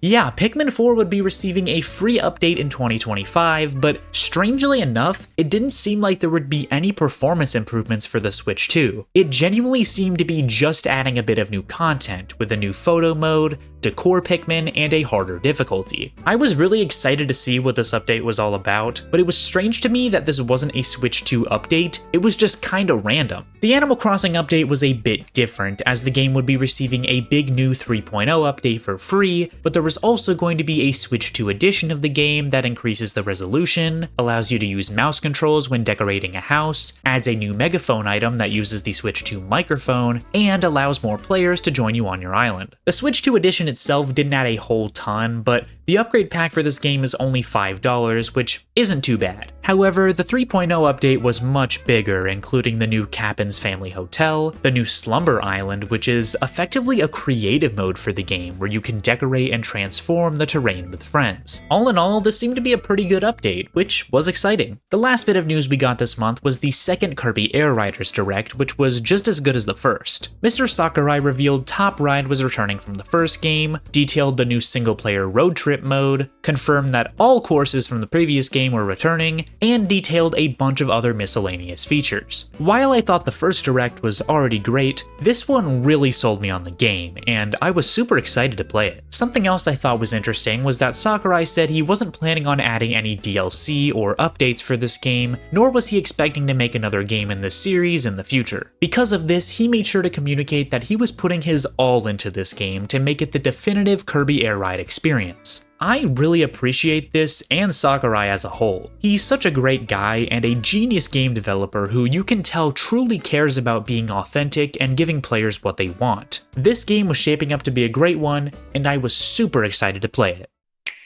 Speaking of Kirby Air Riders, this was the big release for November. Man, this game is awesome. As I said before, you can tell Sakurai put his all into this game to make it the ultimate Kirby Air Ride game, and it shows. Everything in this game has so much care and effort put into it. I really enjoyed the gameplay here, as it's a very unique racing game. The characters and vehicles are more than just stat changes, as they all have unique properties and characteristics that make what you choose hold a lot more weight. There are a ton of modes and little additions to this game that provide a ton of content to sink your teeth into. The normal Air Ride and Top Ride are amazing, but the real star of the show here is City Trial, which is incredible. I've never played the original Kirby Air Ride, but I can instantly see why this mode was such a huge part of that game, especially for the time it was released. For those who don't know, City Trial basically involves you going around a large open area, collecting power-ups to increase your stats, changing vehicles, battling enemies and other players, and exploring, all to prepare for the event at the end. This event can be a variety of different things, including a gliding challenge, battling a boss, competing in a race, and more. There's just so much depth to this mode, and it's very fun to play over and over again. However, my favorite part of this game is the road trip single-player mode. This is the story mode of this game, and I found it to be very fun. It's almost like an extended single-player version of City Trial, where you go through a bunch of mini-challenges to unlock stat buffs, change vehicles, and collect items. I found it to be very fun, but a little bit repetitive. I don't think that's a bad thing though, as there's enough variety in the challenges here to keep it interesting. There are so many miscellaneous features and little things to do in this game, like the vehicle customization, the headwear, the gummies, the machine market, the checklist, and more. This game is just jam-packed with content, and I just wish I had the time to play more of it. Compared to Mario Kart World, this game is just so much better in my opinion. It does a lot to differentiate itself from both the original game and other mascot racers, provides a copious amount of both single-player and multiplayer content, and it isn't $80. I will say this game is a lot harder to get into than Mario Kart World, and it isn't exactly the kind of game you can easily pick up and play with friends. Its uniqueness among other racers can be Kirby Air Riders' biggest flaw at times, as I heard a ton of people weren't able to get into this game due to just how different it is from everything else out there. I also think there was a bit of oversaturation when it came to mascot kart racers, as we got Mario Kart World, Sonic Racing Cross Worlds, and Kirby Air Riders all within a few months of each other. However, Kirby Air Riders is easily my favorite of the bunch, and I think it's totally worth checking out. We also got another big first-party release from Nintendo this month, being Hyrule Warriors Age of Imprisonment. Yeah, sandwiching this game between Pokemon Legends ZA and Kirby Air Riders meant I didn't end up playing this game until a few months after launch, and it's fine. It's not a bad game, but it's just kinda boring and frankly felt unnecessary. As I said earlier, I feel like we've already gotten enough from Hyrule Warriors, so I would have much rather have seen Koei Tecmo collaborate with another Nintendo series. The gameplay here is decently genuinely fun, but it's a Warriors game. You spend most of your time just hacking and slashing to defeat hundreds, thousands, if not dozens of enemies, which can get very repetitive over time. Now, normally I wouldn't mind this if the story is good enough to keep me engaged and interested, but the story in this game was also just a snooze fest. A big issue a lot of people had with Age of Calamity was that it wasn't canon to the story of Breath of the Wild, but I never really understood that criticism, cause we already knew what happened before Breath of the Wild, and it would be cool to see some of those details, but I personally found that game's story to be much more interesting because they changed a lot and made it its own thing. Age of Imprisonment, on the other hand, is just the canon story. And yeah, the story of the imprisoning war from Tears of the Kingdom was a lot more unknown than the story leading up to Breath of the Wild, but oh my goodness is this boring. They introduce a ton of new characters that weren't in Tears of the Kingdom, which I honestly just don't care about at all. I have no connection to these characters, nor do I have any connection to the sages. Sure, they were in Tears of the Kingdom, but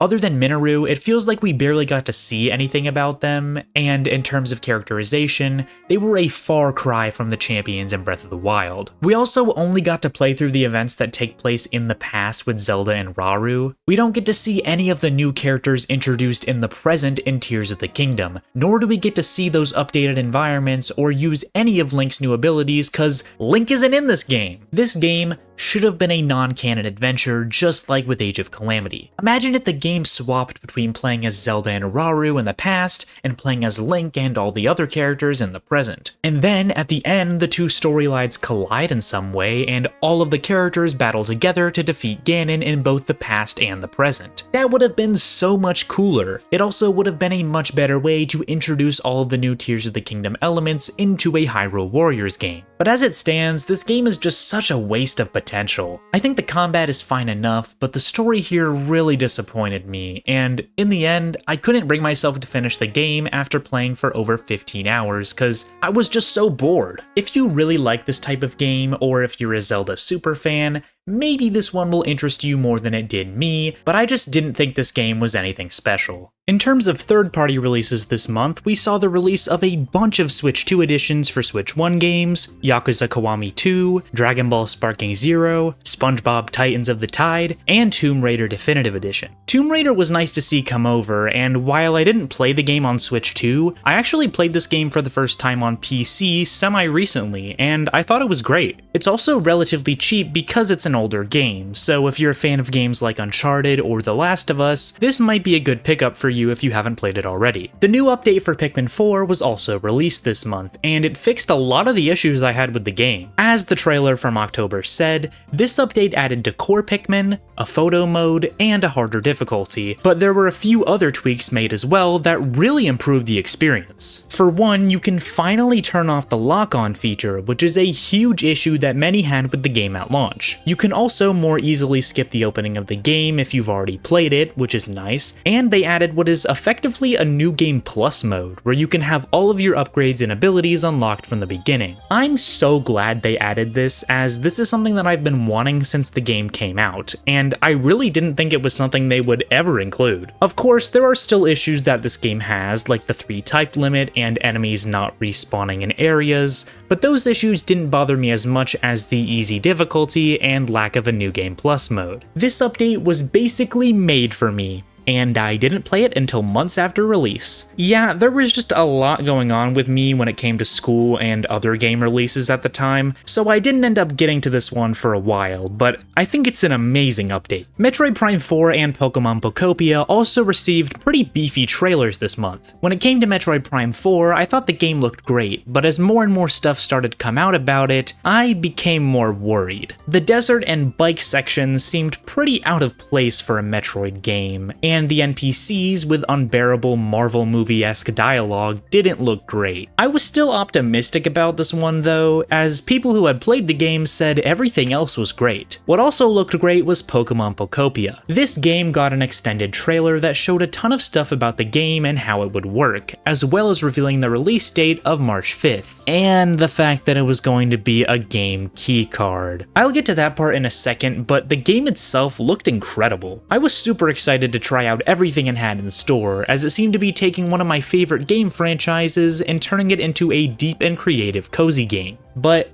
There was also the elephant in the room. Pokemon Pokopia was going to be a game keycard, which was really disappointing. All this time, despite hating game keycards, I thought I could at least have some security that Nintendo first-party games would always be on normal game cards, but this announcement threw all of that out the window. And it's not like Nintendo or Pokemon couldn't afford to buy the big game cards, or they weren't sure the game was going to sell well on Switch 2 because it was only on Switch 2, and it's Pokemon. This game is going to sell like hotcakes, so they really have no excuse for not making this a normal game card. I'm just hoping that this is an outlier, and going forward, no other first-party Switch 2 games will be on keycards. The Pokemon Legends ZA Mega Dimension DLC also got a new trailer, showing off what the DLC was going to be like, as well as new Mega forms with Mega Chimecho and Mega Baxcalibur, which both look pretty cool. I'll talk more about the actual contents of this DLC in a little bit, but it was releasing very soon on December 10th, which was kind of a surprise. And lastly for this month, we got the first proper trailer for the Super Mario Galaxy movie, which I thought looked pretty good. At this point, I was still really excited to see this movie, even though I wasn't the biggest fan of the original. I hope my excitement continues until the movie's release.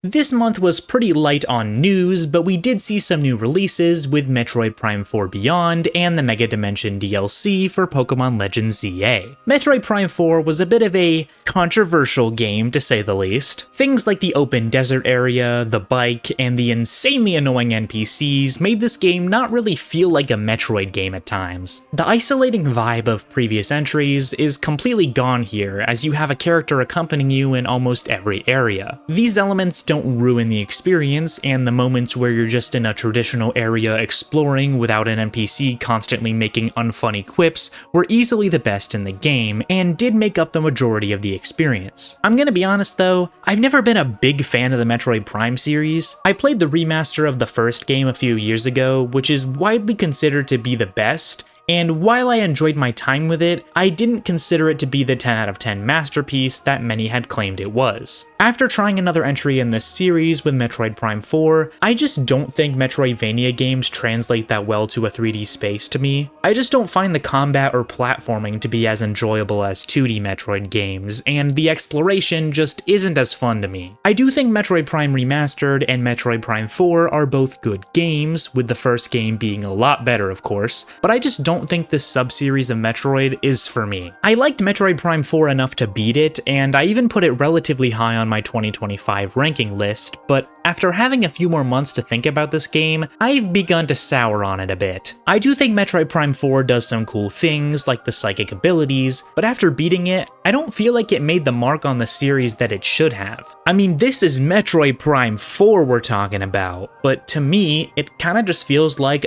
another Metroid game. A Metroid game that was super hyped up, took forever to come out, and ended up being pretty disappointing to a lot of the fanbase. Many seem to be concerned that the reception of this entry is going to kill the Metroid series, but I just don't see that happening. The series has been through worse with games like Other M and Federation Force, and Prime 4 is not nearly as bad as those games, so the series can survive this. With the recent explosion of 2D Metroidvanias in the indie space, I think that Nintendo should just focus on the 2D Metroid series for the time being. I know a lot of people love the Prime games, so I don't think we should never get an entry again, but I think Nintendo should just wait until they are ready. Cause with Metroid Prime 4, it kinda felt like it was being made out of an obligation to develop another Metroid Prime game, rather than to actually push the series forward. Judging by just how long this game took to come out and how different even the original logo looked from what we got, there was clearly a lot of development struggles with this one. I really think Retro Studios needs to just work on something else. I could be completely wrong here, but those were just the vibes I got. It's kind of hard to recommend or not recommend this game because it's so divisive. Some people really like it and others hate it. I think I'm somewhere in the middle. From what I could find online, Prime 4 still sold over 1 million units, which is nothing to sneeze at, so I don't think we really need to be worried about the series here. And then we have the Mega Dimension DLC, which isn't great. There There are a lot of issues here, so let's start with the obvious. This is a lazy DLC. It doesn't really add any new areas to explore, you just make these donuts to explore the hyperspace worlds to find new Pokemon. These worlds are copied and pasted sections of Lumio City with a monochrome filter placed on them, and they are very repetitive. I would be fine with this if the gameplay loop were at least fun, but it's not. You basically just keep going into these hyperspace zones and try to get new berries to go to better ones over and over and over again. It is incredibly grindy to the point where once I beat the quote-unquote main story of the DLC, I didn't really bother with doing any of the quote-unquote post-game content because I didn't feel like grinding anymore. I will finish it eventually, but I was just really disappointed here. Now, from a shiny hunting perspective, this DLC is great. There's a ton of new Pokemon to find, the donuts can now have sparkling power abilities to increase shiny chances,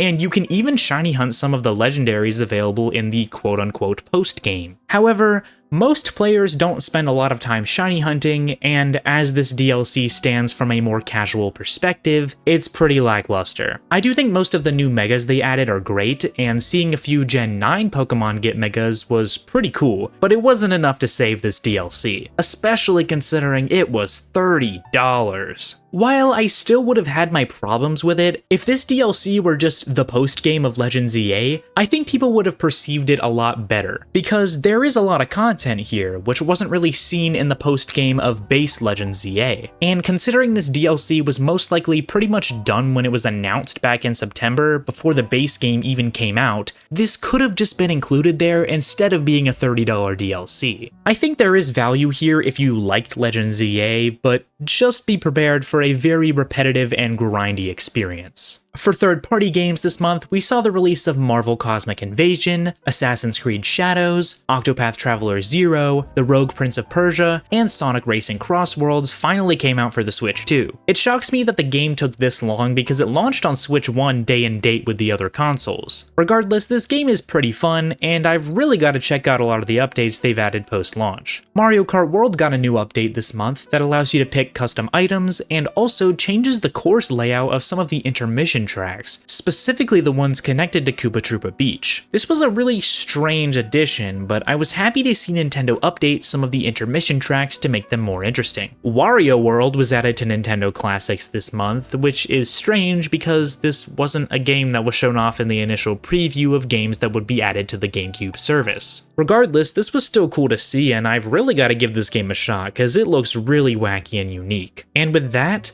2025 came to an end. January was a very light month, as it tends to be throughout the gaming industry, but we did still see some cool releases, and we got some news. The big Nintendo release this month was the Switch 2 edition of Animal Crossing New Horizons, alongside its big 3.0 update. Yeah, I didn't play it. It's not that I didn't want to play it or I thought the update looked bad or anything, I just don't have the time. Animal Crossing is the type of game that will take over your entire life, and while I would love to return to the game and explore all of its new content, I just don't have the time for that right now. Cause I know if I played this update, I would want to start a brand new island on my Switch 2, and that would be unleashing a time vampire on my life. From what I've heard, this update is good, but it doesn't have as much new as many were hoping for, considering the size of the 2.0 update. Generally though, I think fans like this one. When it came to third-party games, we saw some pretty big releases with Mio Memories in Orbit, Dynasty Warriors Origins, Final Fantasy Remake Intergrade, and Dispatch. Dispatch actually had some controversy surrounding its release on the console because of censorship. Apparently, this was due to having to comply with Japan's rating system, but also, there are dozens of hentai slop games on the eShop, so I feel like they could have worked something out here. I really gotta get to playing this game soon, because I've heard many great things about it. I just probably won't play it on Switch. And out of nowhere, Donkey Kong Country Returns received a new free update this month for the Switch 2, adding Dixie Kong alongside a bunch of other random features. I will never understand you, Nintendo. Fire Emblem Path of Radiance was added to Nintendo Classics this month, and we finally got the announcement of new Joy-Con 2 colors, being these green and purple ones. Having these just be accent colors instead of having actual Joy-Con recolors is a choice. The Mario Wonder Switch 2 edition got an overview trailer announcing the release date of March 26th, we got a new trailer for the Super Mario Galaxy movie, and an overview trailer for the Virtual Boy Nintendo Classics app was posted detailing the initial game lineup. Yep, they are drip feeding us Virtual Boy games now. What a timeline to live in. The month concluded with a Nintendo Direct focused on Tomodachi Life Living the Dream, and oh my gosh did this sell me on the game. I was already really excited for this, but the Direct showed so many new things about the game that I never even dreamed they would add. I was truly living the dream. There's just so much customization in this game, from being able to effectively draw your Mii's face with the face paint feature, the crazy amount of ways to customize your island with objects, terrain, and buildings to place around, and the palette house, which effectively allows you to create almost any object you want. The game looked amazing, and I couldn't wait to play it. Luckily, we got the release date here, being April 16th. And that was pretty much it for January. It was a very slow month, but coming off of the holiday season, that wasn't super surprising. Wake up everyone, we're finally at the Mario Tennis Fever release month. This game kinda baffles me, to be honest. I mean this in the sense that it baffles me that Nintendo released this for $70. Cause yeah, this is a great Mario Tennis game, but it's also just a Mario Tennis game. This should have been $50 max, but nope. The game itself is actually pretty fun. The main new feature of this game is the Fever Racket mechanic. The Fever Rackets add a ton of variety to the gameplay, with there being a lot of different ones that each have their own effects. I've heard people say that this game loses a lot of the depth in its gameplay compared to Mario Tennis Aces, and while that might be true, I honestly didn't mind it. To me, Mario Tennis is a party game over all else, so I don't mind having mechanics that are a bit more wacky and broken, cause it's Mario Tennis, that's part of the fun. Something else I appreciate about the game is that it has a great character roster, and there's a ton of stuff to unlock in this game. With all of the other Switch Mario sports games, it felt like they launched in an incomplete state so they could add new characters, courts, etc. in free updates. However, this game actually feels complete at launch. The adventure mode here is laughably bad though. It's about 3 to 4 hours long, and 2/3 of that is just you doing basic tutorials and reading text at the Tennis Academy. The last third can be pretty fun, but man was that Academy section hard to get through. I much prefer the other single player content with the towers, challenge modes, and the tournaments. These modes actually provide a good amount of stuff to do, and can even get fairly challenging at times. To unlock all of the characters and whatnot, you have to play all the different modes, which I think is cool as well. Online play is here of course, but I didn't really explore that much of it cause I'm just not that good at this game. Overall, I do think this game is fun, but at the end of the day, it's Mario Tennis. The game will never be a masterpiece, but for what it is, I enjoyed my time with it. Speaking of overpriced Nintendo products, the Virtual Boy Nintendo Classics app launched this month. While you don't need the accessory to play these games, you are missing out by not using it. Basically, your only other option is to just use a piece of paper to cover one side of the screen and just look at the very small one, which isn't ideal. Nintendo offered a cardboard headset similar to Nintendo Labo for $40, or a replica of the original Virtual Boy system for $100. While this is pretty overpriced, it is much cheaper than getting an original Virtual Boy secondhand, and is probably the closest thing you could otherwise get to the authentic experience. I think it's a neat little collector's item that you also just so happen to be able to play games with. The games themselves,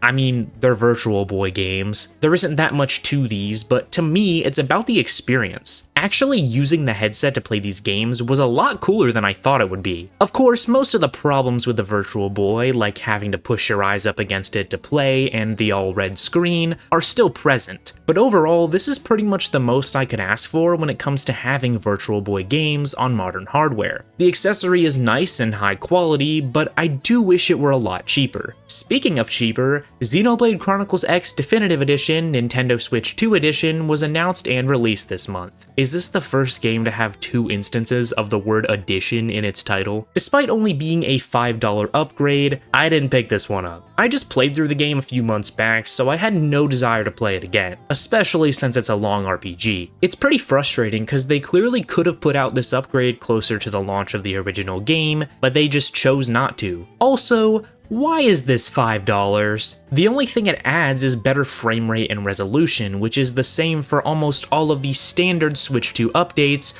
which were all free. This is what bothers me about how Nintendo is approaching Switch games on the Switch 2. They are extremely inconsistent. Some games get free updates that just add performance boosts, some games get free updates that add performance boosts and new content, like with the Donkey Kong Country Returns update. Some games get paid updates that just add performance boosts, some games get paid updates that add performance boosts and new content, and some games get nothing. And then we also have Pikmin 4, which just got new content and didn't even get a performance boost. What are we doing? Xenoblade Chronicles X is the epitome of this issue. This really should have just been a free update that released when the Switch 2 launched. We also got a Nintendo Direct Partner Showcase this month, which shocked many fans, including myself. It's not like Nintendo didn't have anything to show, right? I mean, we only knew about a few games coming out in 2026. We still needed to hear more about Yoshi, Rhythm Heaven, Splatoon Raiders, Fire Emblem, and obviously, there were going to be more games announced. But nope, we just got a partner showcase. I have a kind of cynical theory about why they've kind of been straying away from usual Nintendo Directs this year, and instead have done game-specific Directs or individual trailers. Both the April and September Directs in 2025 were followed by waves of extreme controversy surrounding the company, mainly having to do with the pricing of what they announced and Nintendo's overall greedy practices. This makes me wonder if Nintendo is maybe stepping back from traditional Directs a bit to avoid controversy. I don't think this means that we're not gonna get normal Directs anymore, and I think it's pretty likely that this is just a coincidence, but it's still interesting to think about. You know what wasn't interesting? This partner showcase. Orbitals looked cool, Hollow Knight got a Switch 2 edition that was shadow dropped, The Adventures of Elliot got a release date, and Super Bomberman Collection was announced. Final Fantasy VII Rebirth, Pragmata, Turok Origins, and Digimon Story Time Stranger were all announced for the console, which was pretty cool. Resident Evil Requiem got a new trailer, and a few Bethesda games were announced to be coming to the system, with Fallout 4, Indiana Jones and the Great Circle, and The Elder Scrolls 4 Oblivion Remastered. This Direct definitely had some cool stuff in it, but almost none of it was new stuff. We either got trailers for games we already knew were coming to the system, or games that have already been announced or released for other platforms. I just wish we got to see a bit more in terms of new games here. Third-party releases this month were pretty stacked though. We got Dragon Quest VII Reimagined, Super Bomberman Collection, Yakuza Kiwami 3 and Dark Ties, Reanimal, Fallout 4, and Resident Evil 7, 8, and 9. I've been playing through the Resident Evil series for the first time this year, and while I haven't gotten to these games yet, I'm super excited to play them. For those who are curious, I'm currently on Resident Evil 4, and I've been loving the game so far. To end the month, Pokemon held their annual Pokemon Presents for Pokemon Day on February 27th. There were a lot of things shown here, most of which I don't really care about, so I'll just give the highlights. Pokemon XD was announced to be coming to Nintendo Classics in March, which we already knew was being added, but it was nice to get a date for it. Pokemon Fire Red and Leaf Green were released for the Switch after the presentation, which was actually announced about a week before. Strangely, these games weren't added to Nintendo Classics and were instead their own releases for $20 a piece, which is kind of ridiculous. Yeah, it's cheaper than buying these games secondhand, but this is just greedy. I do think these are decent ports, and the fact that they included the event-exclusive items that allow you to get Deoxys, Ho-Oh, and Lugia was a nice addition. These releases just did not need to be this expensive though. We also got a new trailer for Pokopia that showed off some cool new features, and the presentation ended with the announcement trailer for Pokemon Winds and Waves, launching exclusively on Switch 2 in 2027. The game visually looked really good, and while we didn't get to see much of the game, we did see the new starters, which I quite like, especially Brout. I'm also surprised this game is coming out in 2027. This makes me hopeful that we won't get another Pokemon Scarlet and Violet situation, but also makes me wonder why they didn't release the Mega Dimension DLC for Pokemon Legends ZA in 2026 if they weren't going to have a standard release this year. Regardless, Winds and Waves was obviously the highlight of this presentation, and I was super excited to see more. March was another pretty big month for not just Nintendo, but the gaming industry as a whole. The big release this month was Pokemon Pokopia, which is an incredible game. It's effectively a mix between Pokemon, Animal Crossing, and Minecraft, which is amazing. To me, this is the cozy game to play, and it got a ton of people to buy a Switch too. There's so much to do in this game, and I know that after playing for 40 hours and pretty much just doing the main story, I've still only scratched the surface. How the game works is that you use items and things in the environment to create Pokemon habitats. Certain Pokemon will appear in these habitats and start living in your town. Each Pokemon has a set of skills that can be used to perform certain tasks like smelting ore, building, and more. There's a ton to build and restore in this game, with you actually being able to have multiple different towns in one game. Each town has their own environment and Pokemon that can be found there, with there being so much content to sink your teeth into here. I could easily see people spending hundreds of hours just rebuilding this post-apocalyptic Kanto region.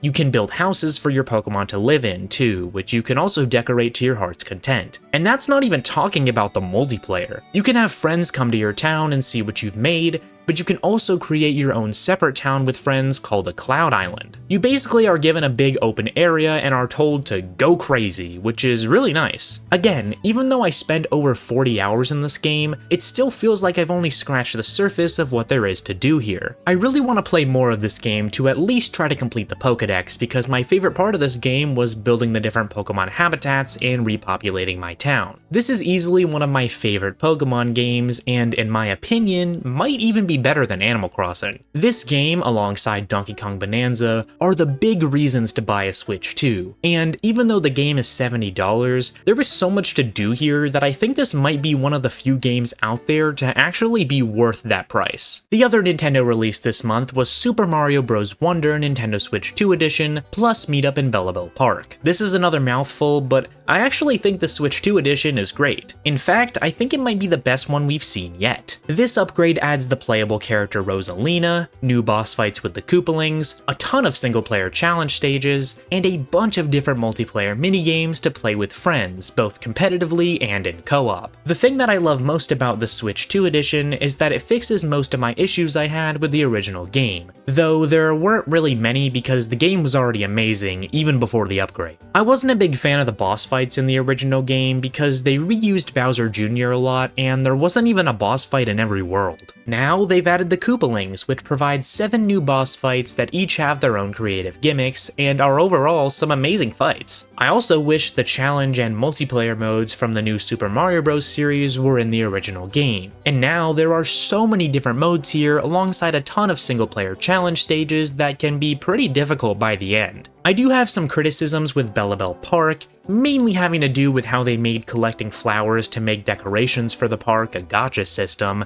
That was really weird. However, I think this is overall a great Switch 2 edition that adds a ton of things to do and gives you a reason to replay this incredible game. We also got an indie world at the beginning of the month, and I thought it was a pretty great one. Is it controversial to say this was better than the partner showcase we got last month? There were just a ton of games here that interested me. Densh Attack, My Little Puppy, Moonlighter 2, Mini Shoot Adventures, Mixtape, Blighted, Dead Zone Rogue, Blueprints, and more were all shown off here. And yeah, some of these games were already out on other platforms, but many of them I hadn't heard of, and the indie world got me interested in a ton of new games. Blueprints and Mini Shoot Adventures were also shadow dropped after the showcase, which was pretty cool. We also got some great third-party releases this month with Monster Hunter Stories 3, Fatal Frame 2 Crimson Butterfly Remake, and Super Meat Boy 3D. I've only had the time to get around to Monster Hunter Stories 3, but man is this a good game. I very much prefer it over the previous 2 games when it comes to the presentation, gameplay, and story. While I didn't play it on Switch 2, I put a ton of time into this game, and I thought it was an amazing time. For those who don't know, this is basically Monster Hunter's take on the creature collecting genre, and it's really good. It does a lot of things to set itself apart from other games in this genre, while also keeping a lot of the Monster Hunter essence alive and well. If you like games like these, or you've been disappointed by Pokemon's recent outings,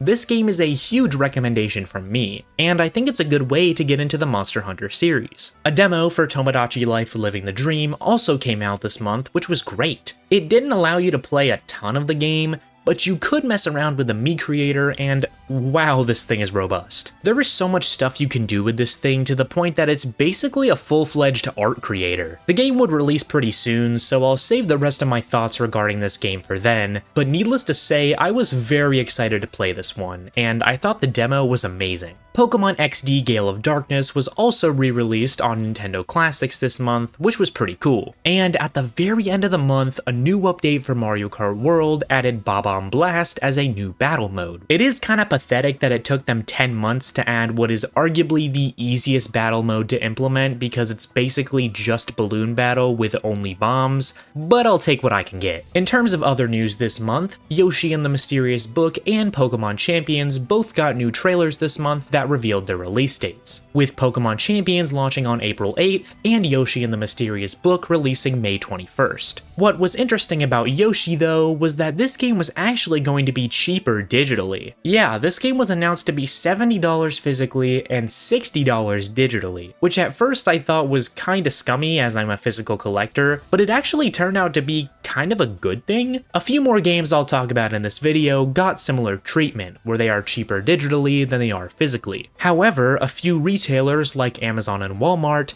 actually decided to price these games at their digital price for the physical release. Strangely though, it seems like this only applies to pre-orders, as when Yoshi and the Mysterious Book ended up releasing, the price went back to its usual $70. I'm not sure exactly what's happening here or if it's some sort of mistake, but hey, it's a way for you to get Switch 2 games just a bit cheaper now, so I'll take it.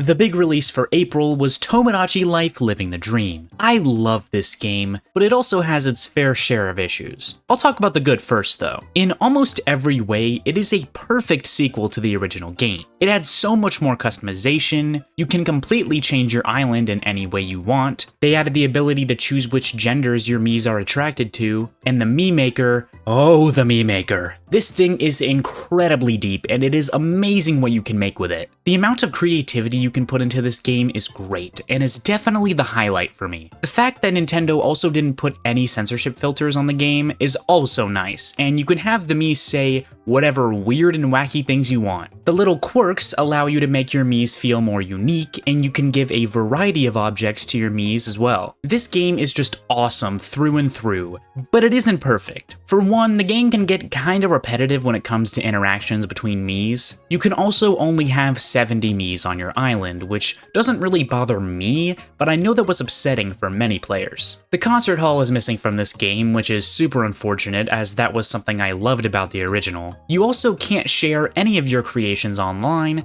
nor can you even download video clips from the game to your phone. I understand that Nintendo doesn't want kids getting exposed to inappropriate content via the game, but not being able to share Miis or even clips of the game through the built-in clipping feature is a little extreme. I prefer how they did it in Miitopia, where you can get someone's access code and see all of the different Miis they've made. Many people have complained about a lack of content in this game, but I really don't see it. I think a lot of people rush through this game super quickly when the game is designed around playing a little bit each day. It's kind of a similar situation to Animal Crossing, where people complain that there isn't anything to do in the game after playing for like 100 hours, and it's like, yeah, you put 100 hours into it. I think that's pretty good, and it offers considerably more playtime than most $60 Nintendo games. While I don't think this completely replaces the original in every way, I think Living the Dream is a wonderful sequel, and I've had an absolute blast slowly working my way through it over the last 2 months. We also got Pokemon Champions this month, which launched in an absolutely pathetic state. I appreciate that they made competitive Pokemon more accessible. In fact, this game actually got me the most invested in competitive battling that I've ever been. The game provides the easiest way to create a competitive team in an official capacity, and for that, I think this game is pretty good. However, the game launched with a complete and utter lack of Pokemon, items, gimmicks, and polish. There were a lot of glitches at launch, and the game looks horribly ugly. And while I know they are going to add more things to this game later down the line, it's been 2 months at this point, and they haven't even added a single new Pokemon or item to the game. The microtransactions here are pretty annoying as usual, but it's actually not that in your face. Other than the $7 starter pack that gives you more box space and items,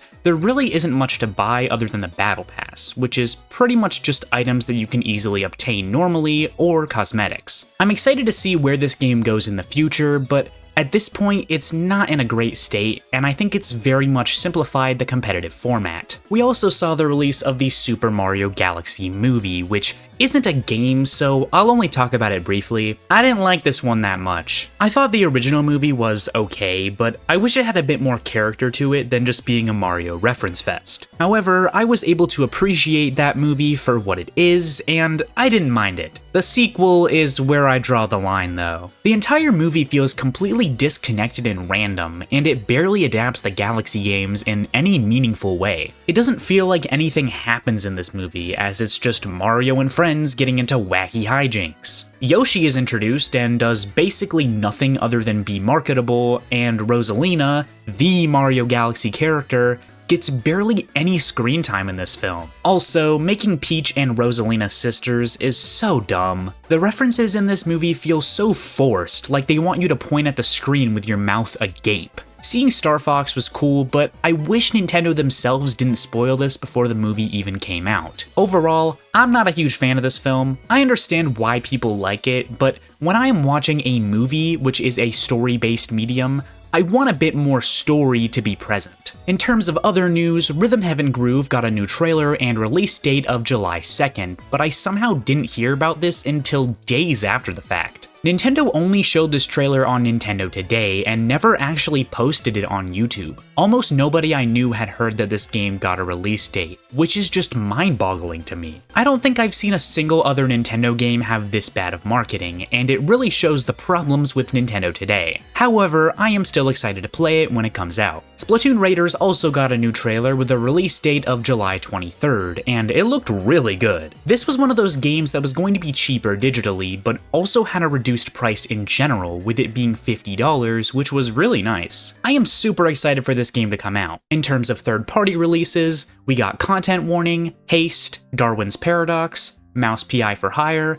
and Pragmata. Darwin's Paradox is a pretty fun stealth platformer published by Konami. You play as an octopus who is trying to reunite with their friend while having run-ins with predators and aliens. It's a relatively short game, but it's a fun time, and I think they implement some creative mechanics with the protagonist being an octopus. I didn't get the chance to play Mouse PI for Hire, but it looks like a great game, and I really want to play it eventually. I also played Pragmata, and it's a really fun time as well. It's a very unique shooter game where you do these little hacking mini-games to do extra damage to robot enemies. The story is very heartwarming, and the gunplay is super fun. Capcom has been absolutely cooking with their releases this year, and this is definitely a highlight. Finally, April was also the month of leaks and rumors. A ton of rumors started surfacing this month, with the main two being that there was going to be a new Star Fox game this summer, and a remake of The Legend of Zelda Ocarina of Time for the holiday season. That wasn't all though, as there were a ton of other things rumored as well. A Super Metroid remake, a new 3D Mario game in 2027, a new Wario Land game, a sequel to Nintendo Switch Sports, and new Switch 2 editions for Xenoblade Chronicles 2 and Pikmin 4 were all rumored. These all sound like they'd be great, but I'm not super hopeful about all of them. The ones that seemed the most likely were the Ocarina of Time remake and the new Star Fox game,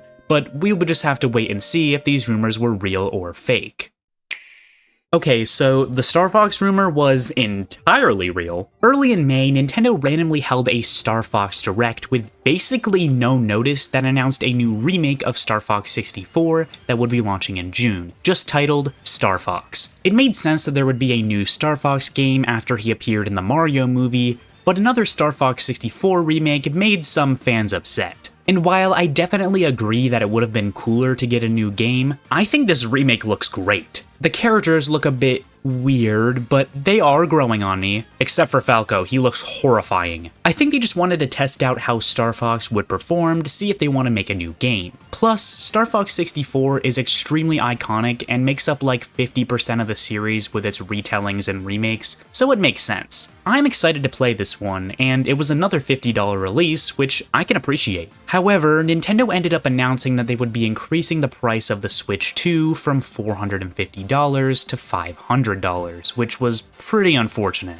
Compared to other prices in the gaming industry, this one wasn't too bad though. It's a lot better than the Steam Deck price increase, like yikes. Nintendo also publicly apologized for raising the price, and it's clear that they didn't want to do this and they were just pressured by shareholders. Additionally, they also put out a new bundle for the system that includes a code for either Mario Kart World, Donkey Kong Bonanza, or Pokemon Pokopia for $500, which is a pretty good deal. These are two great games, and Mario Kart World. Look, say what you will about Nintendo, but this is a rare W from them. They gave us months of notice about the price increase, it was a relatively small price increase at that, and they put out a new bundle that gives people a deal for the older price. I also like that they have been decreasing game prices a bit. It's still a bit early to tell, but I hope this is Nintendo turning a new leaf on their pricing strategies for new games. Third-party releases this month included Mixtape, Indiana Jones and the Great Circle, Bubsy 4D, and Mina the Hollower. Mixtape was a pretty controversial release, as calling this a game comes with a massive asterisk, as it's basically just a 3-hour interactive movie. However, for what it is, I enjoyed the game. It's a coming-of-age story that takes place in a small American town in the 90s, and while the story isn't anything crazy, I did enjoy it. The gameplay sections don't have a lot to them, but I thought they were neat and definitely added to the comedy of the game. The music here is also really good. I enjoyed my time with this game, but it isn't a masterpiece. However, a lot of reviewers gave this game perfect scores, which I just don't see, even as someone who is more charitable to this game than most. I'm currently playing through Mina the Hollower as it came out at like the very end of the month, and I've been really enjoying my time with it.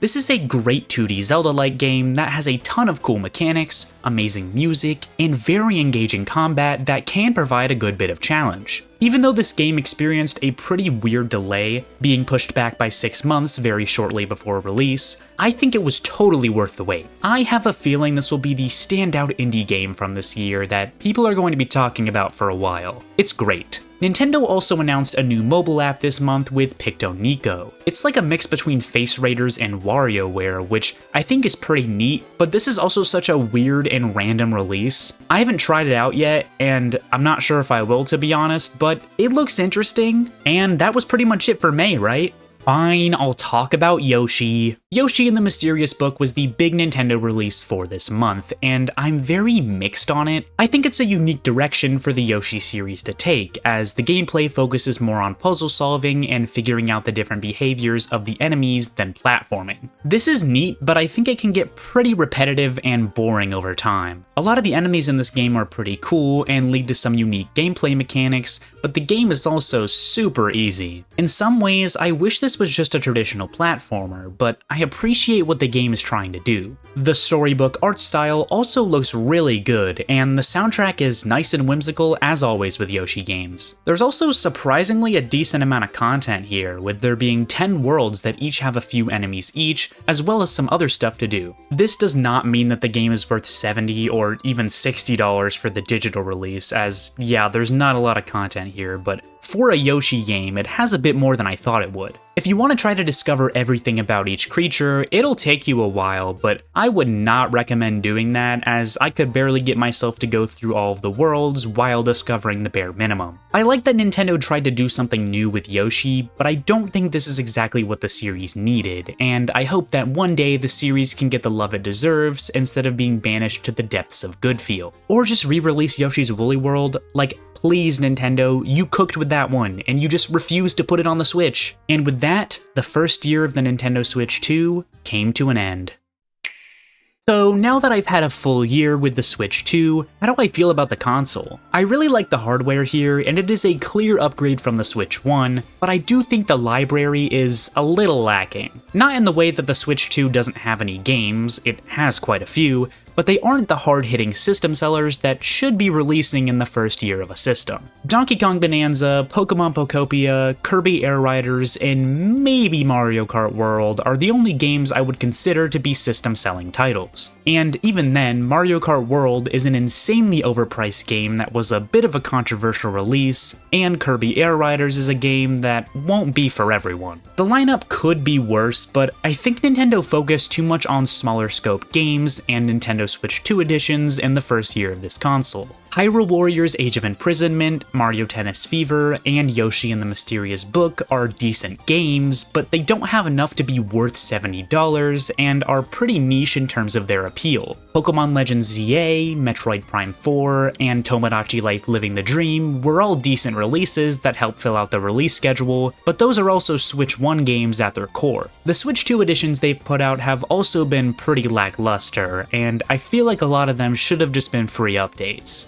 There are a ton of games for the Switch 1 that also don't have any improvements on the Switch 2, which is disappointing because I feel like if I buy a new console that is backwards compatible, I should be able to play those backwards compatible games in higher quality. The pricing this generation has also been pretty ridiculous, but it seems like Nintendo is trying to change that by making their more recent games a bit cheaper, which I can appreciate. I think the system just needs a bit more time to be worth it as new games come out. If we're getting the games that have been rumored, I think an Ocarina of Time remake, a new 3D Mario, and a Super Metroid remake would be great for making this console have a more stacked library. We will just have to wait and see for that though. If you want a quick ranking of all the first-party Switch 2 exclusives, not counting Switch 2 editions, here it is. From worst to best, we have Dragon Drive, Nintendo Switch 2 Welcome Tour, Hyrule Warriors Age of Imprisonment, Yoshi and the Mysterious Book, Mario Tennis Fever, Mario Kart World, Kirby Air Riders, Pokemon Pokopia, and then Donkey Kong Bonanza. I think those top 3 are all incredible games that I really enjoyed, and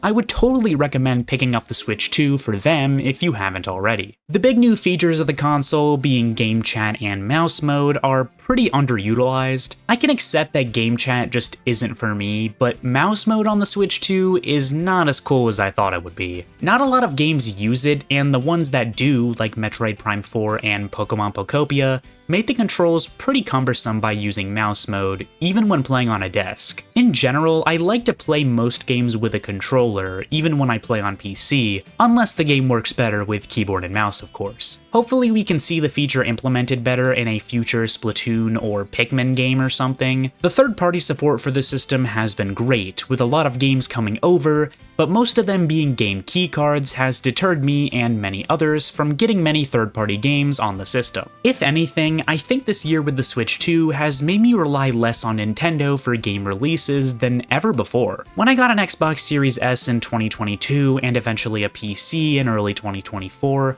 I really started to expand my gaming horizons and try a lot more things. While I may be disappointed by many of the Switch 2 offerings, I still have plenty of other amazing games that I can play in the meantime. And I know that I will continue to spend hundreds of hours with the console in the coming years. I've already spent a ton of time with my Switch 2 over just the past year, and I'm really glad that I bought it, but it doesn't live up to the Switch 1 for me. But who knows, maybe the second year of the console will really turn things around. Regardless, you know I'll be here for it, and I'll have a ton to say. Nintendo might be a greedy company that has done a lot of scummy things over the years, but their games will always hold a special place in my heart. I'm really looking forward to what this console has in store for the future. And at long last, this monster of a video has finally come to an end. And if you made it all the way here, thank you. I hope you enjoyed your time here. I'll see you all for year 2.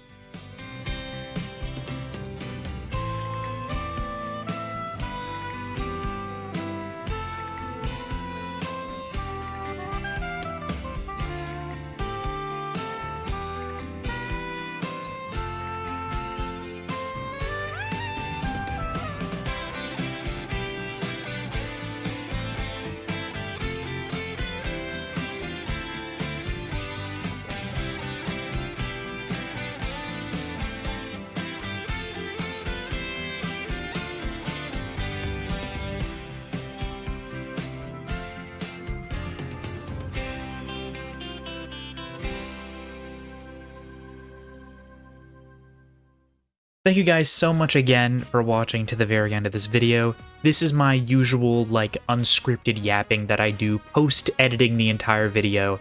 It's done. I'm sitting here the night before the Nintendo Direct tomorrow, trying to get this out. Originally, I wanted to get this video out on June 5th to coincide with the 1-year anniversary, but unfortunately, I was not able to make that happen. I thought I would be close enough, but then this morning, Nintendo announced that there was going to be a Direct tomorrow. So I was like, okay, I have to grind out the video tonight.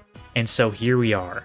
So yeah, at the time of me recording this, the Nintendo Direct has not happened yet. It's actually in about 12 hours. So that means that everything in this video was made from the perspective of not having that Direct to look back on the rest of the stuff. I know my upload schedule has not been great as of late. Don't say you're gonna post a video every month when you are a computer science major. That is a horrible idea. Yeah, I've been very busy with school, but now that I'm on my summer break, I'm gonna try to put a lot more time into videos, at least for the next few months. I've spent the last month just working on this video, and I think it turned out pretty good. I'm super proud of it. So yeah, maybe expect some more from me in the future, and I guess that's all I have to say. Thanks so much for watching, and enjoy your summer, everyone.